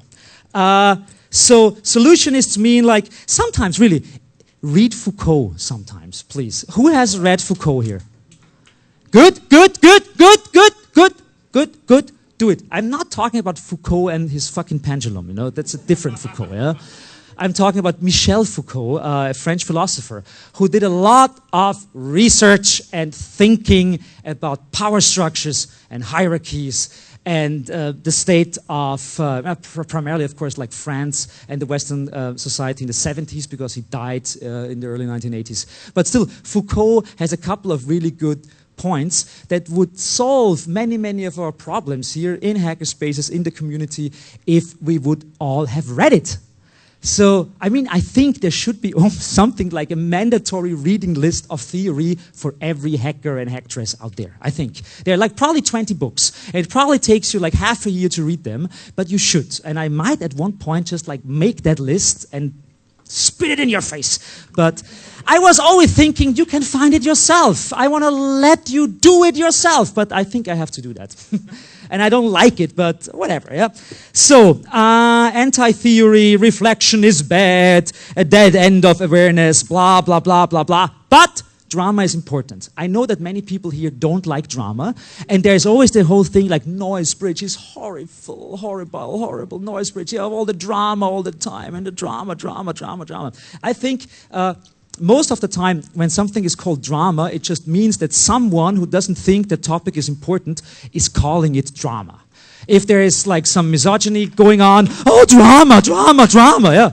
No, no, it's not drama. It's just like, there has to be a discourse before you call something drama, yeah? What I mean is, what is important, and that's why I adopt the term drama in a positive sense. I like drama. I embrace drama because drama means friction, and friction means debate, and debate means talking to each other, and not just like sitting on your computers in a hackerspace where you should actually do something together, yeah? So, debate equals drama for me because it's generating friction, and I know sometimes people get burnt, but people do not only get burnt in the hacker scene, it's pretty much everywhere. It's a human, you know, like human are fuckers, deal with it, okay, yeah?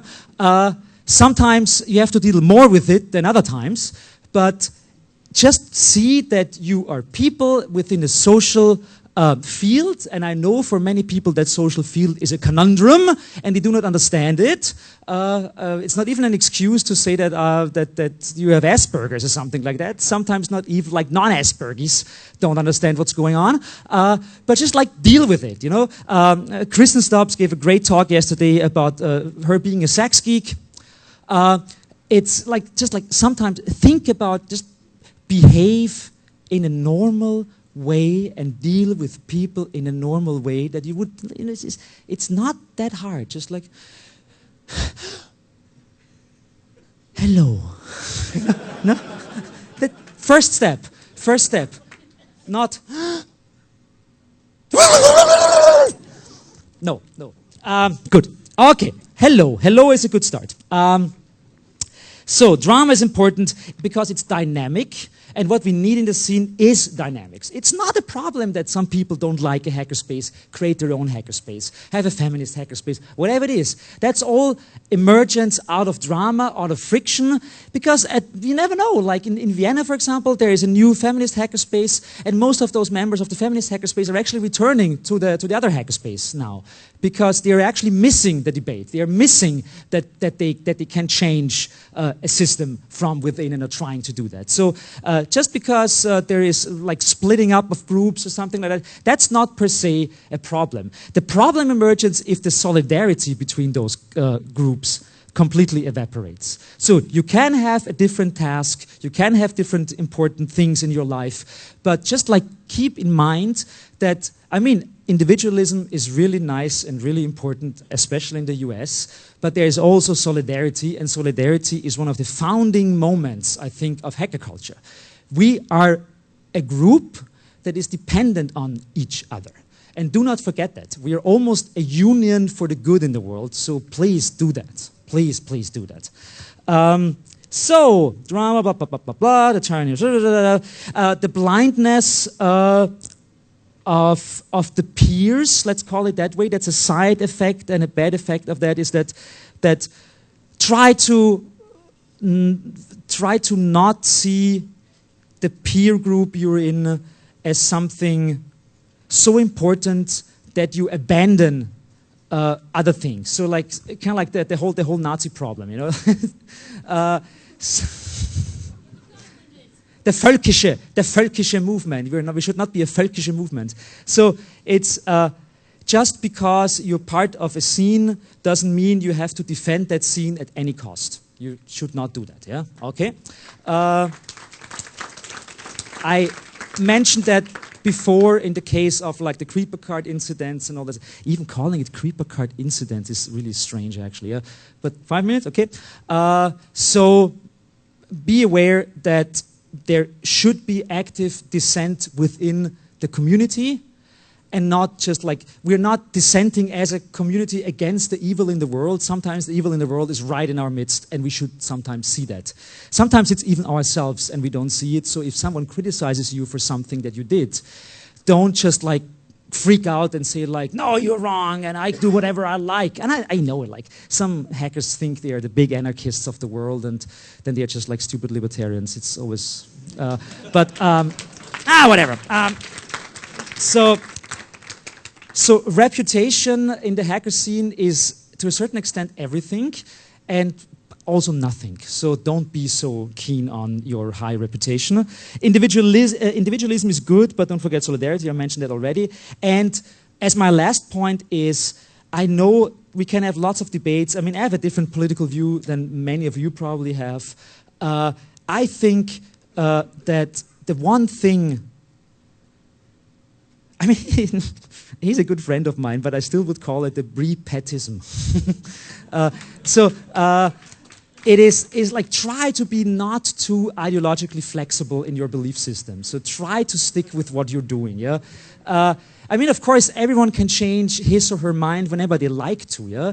But it's kind of strange that some people like have like a certain mindset and suddenly flip it. Like, I'm like, wow. Why? What is going on here? Without having any self-reflection about that stuff, yeah? Or that they are, I don't know. So I have to say, in a certain, let's call that also the friendly fuckover. So sometimes there are so many friendly fuckovers that I want to puke, okay? So try to be consistent a little bit sometimes, and make it easier for you and other people.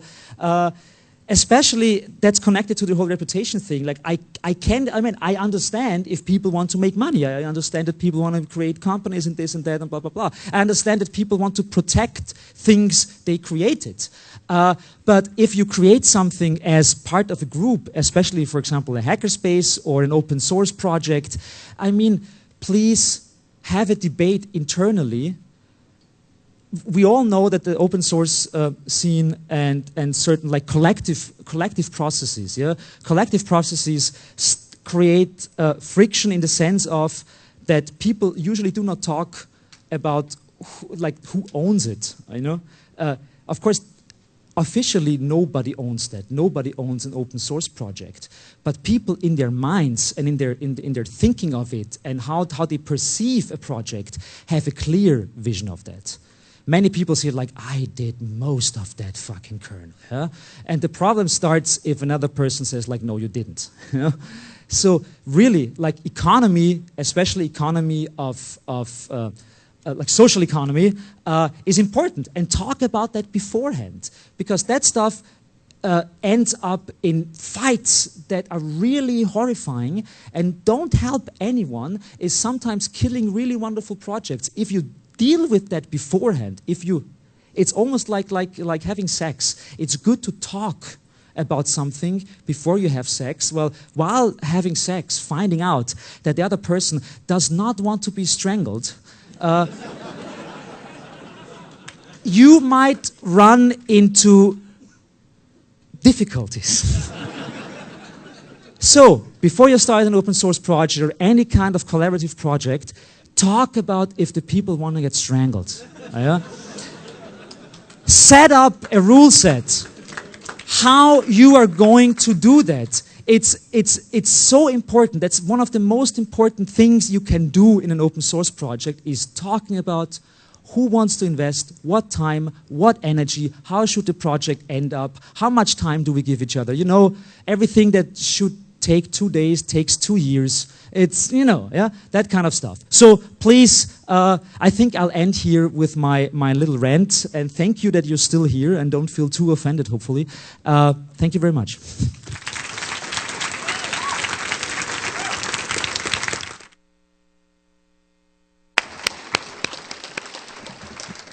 It's always a pleasure, even when there are no unicorns. Johannes Grensfurthner. So thank there you are all. unicorns.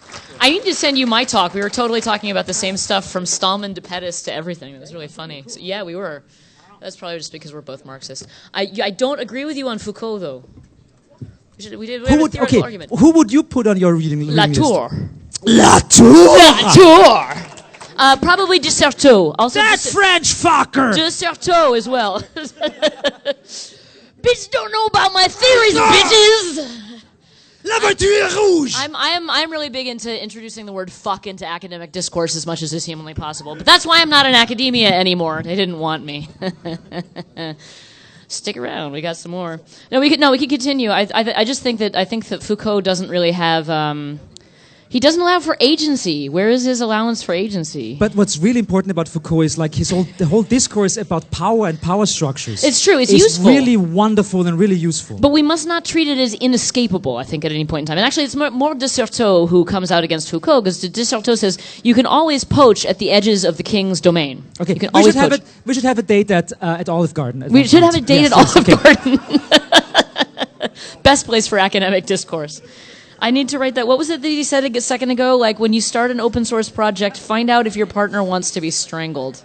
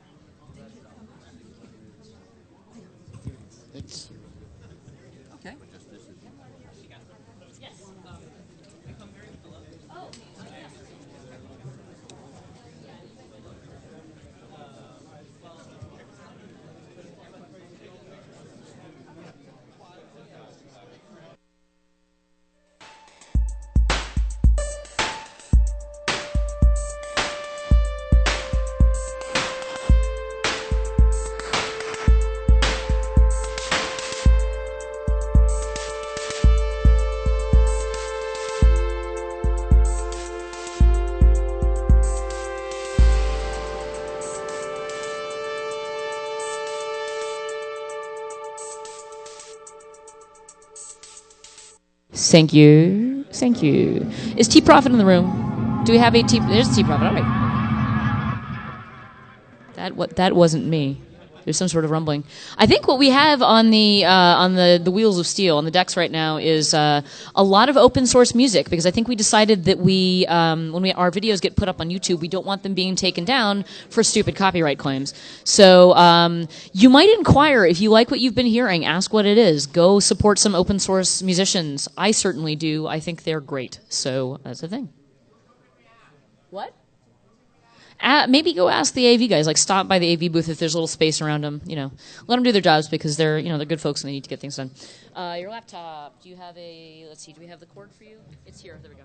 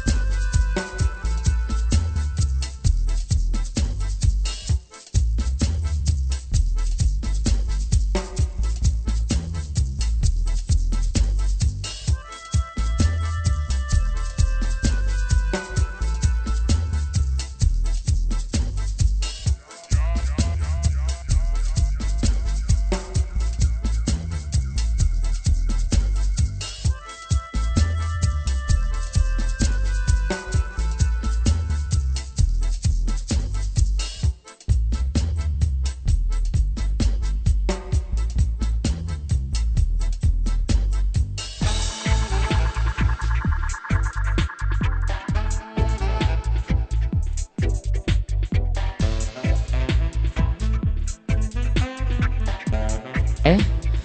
Oh, hi, Mark. I'm hearing some echoes in the audience. Some people have caught my disease.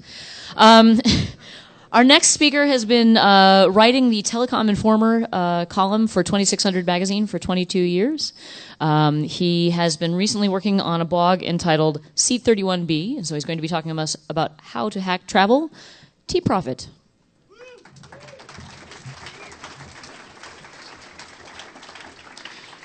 Wow, I thought I might have 3 people in the audience. You guys do know I'm up against some fuzzing talk, right? Anyway, thanks so much for coming. I'd like to talk today a little bit about something that's very different than what I've covered in previous HOPE conferences. As you may know, I cover telecommunications and surveillance a lot, and basically the guy who was on at 2 p.m. yesterday is a pretty tough act for me to follow. He knows way more than I do, and we all do as well now. In the column, the Telecom Informer, I've actually been covering, if you're a 2600 reader, you've probably noticed over the last 5 years or so that I've been covering a lot of stuff, outside of the United States because I've been living abroad. My life's goal was to visit all 7 continents, and I traveled a lot anyway in seeking the furtherance of that goal. But I also lived and worked in Beijing from 2010 to 2013, and so that got me the opportunity to not only see a lot of really cool stuff around Asia and also around the world, but I also, because I wanted to get out of Beijing very often, the air is really bad there, had to learn a lot about how to do that on a salary that was a Chinese salary. I didn't make a big Western salary. I was making, some pretty small money in China. And so I had to do all of the travel that I wanted to do pretty much on a budget. After I left Beijing, I went for an MBA of all the crazy things. And so I lived and studied in the Netherlands last year and also spent 4 months in Costa Rica. So I got to travel around quite a bit in Europe and in Central America.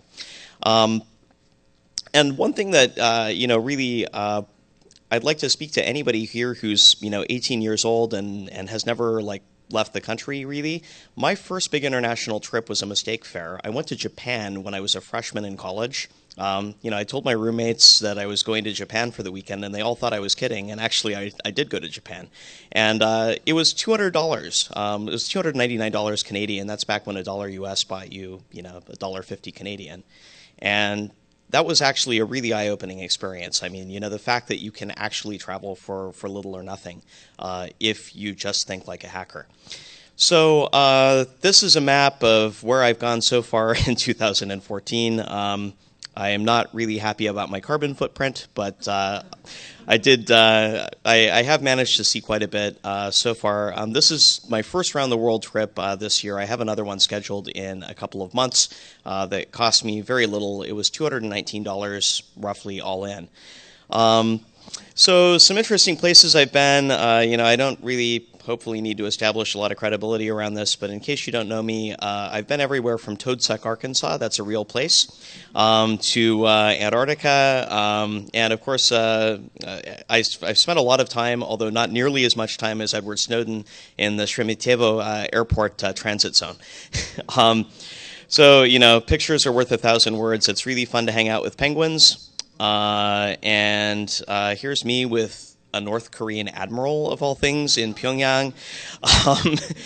And this is the police officer who arrested me in Armenia, but actually, it all worked out in the end because I'm here and not in an Armenian prison. So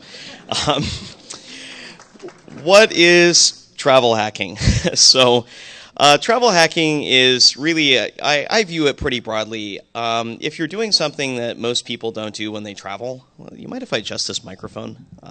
Let's see, that may work a little better. There's a few different things you can do around travel hacking that a lot of people are doing, but I don't want you to think that this is the only thing that you can do with travel hacking. There's actually a lot of stuff that's undiscovered, and actually, if you put your mind to it, and you start really learning about how this stuff works, you're going to find stuff that I'm not talking about here. In fact, I found stuff I'm not talking about here because this is going to be on the internet, and well, anyway, you know what happens after that. So mistake fares. What's a mistake fare? It's when an airline publishes fares, humans do that, and humans unfortunately tend to be error prone. So sometimes somebody will make a mistake and $599, which would have still been a cheap fare to Tokyo, becomes $299 Canadian, which is like $200 US when I did it. Mistake fares happen more often than you might think. They usually don't last very long. They get caught very quickly. So if you find a mistake fare, if you find a fare that you think is probably a mistake and you think you might want to take that trip, buy it right now. That fare will not last. Some routing tricks. So there's some, I'll get into this more and show you guys some pictures of things you can do, but there's actually some things you can do that are creative with routing where, for example, if you stop in a city for less than 24 hours, that's not considered a stopover.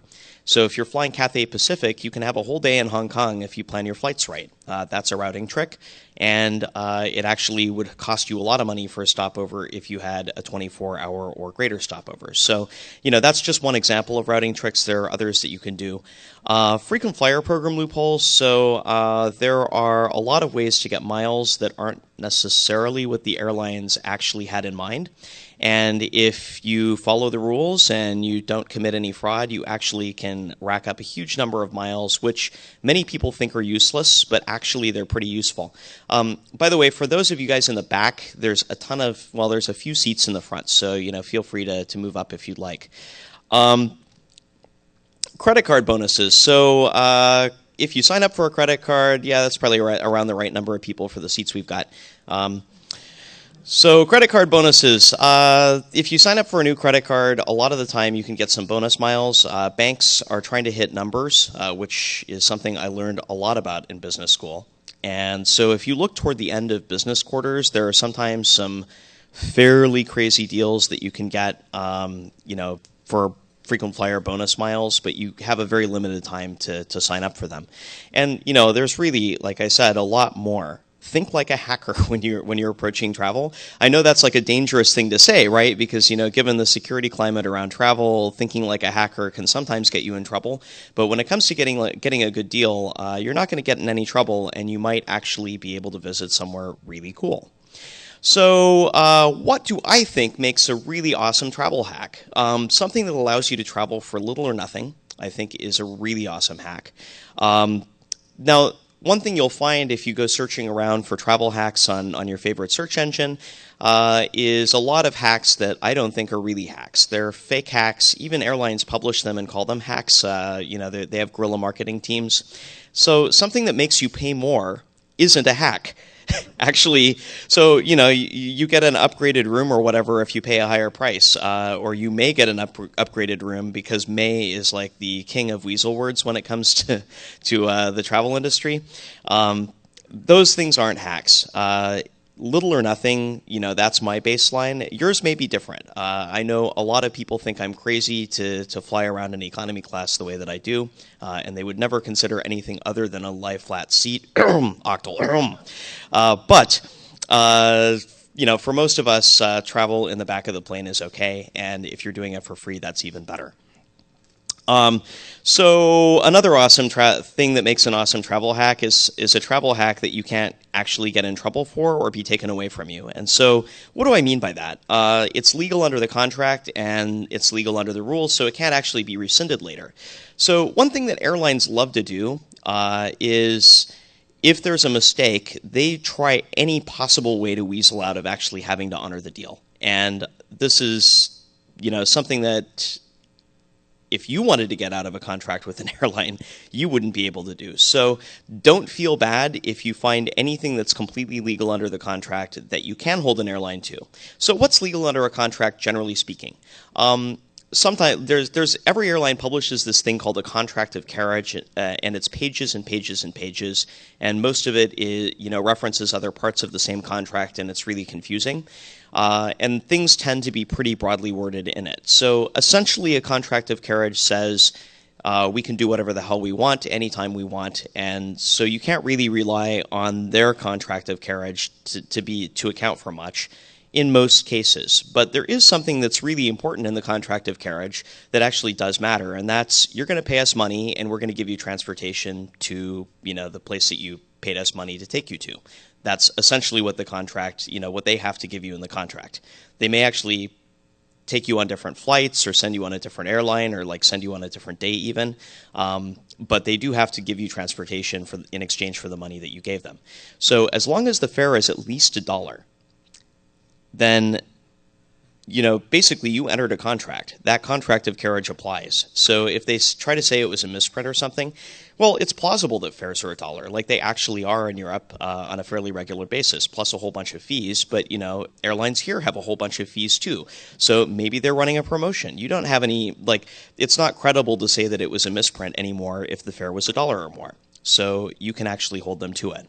What are the exceptions?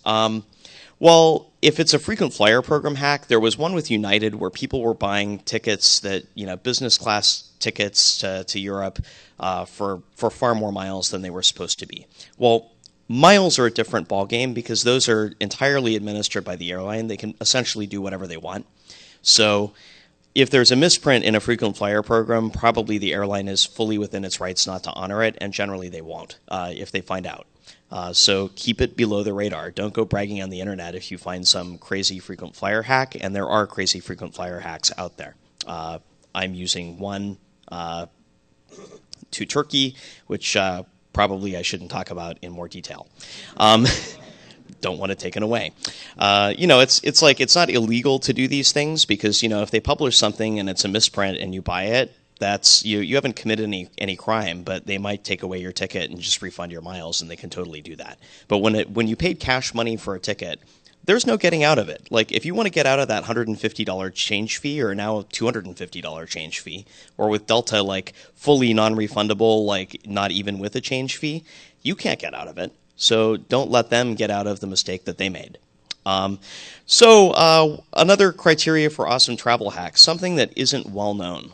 So there's a lot of stuff that's really well known. If you search travel hacking, which many of you may be doing right now on your laptops, you're going to find a whole bunch of really well-known stuff. And if it's something you developed that isn't well known, that's an awesome travel hack because it means it won't get shut down anytime soon, probably. And the last one, and I think this is actually the most important one, it takes you, you're going somewhere for free, right? You're going somewhere for free in a way that you can't be shut down. And it's a place that you actually want to go where it's safe. So if you find an awesome travel hack that will take you to San Pedro Sula, Honduras, you might not want to go there because they have the highest murder rate in the world. It's not a safe place at all. If you're going to Kinshasa in Congo, probably the same. And if you find a great spring fair to the Caribbean, well, there are always great spring fairs to the Caribbean because they have hurricanes there and nobody wants to be there then. So don't be dodging bullets or hurricanes when you make a travel hack that actually might not have been such a good deal. So let's talk a little bit about mistake fares. I already talked to this some, but occasionally a mistake fare will happen. In the past year, this has happened with Delta, United. If you bought United tickets through this crazy Norwegian regional carrier website, you could get them for incredibly cheap because they actually forgot to put the fuel surcharge on when they sold tickets that way. And Alitalia. Whoa, what happened? Sorry. The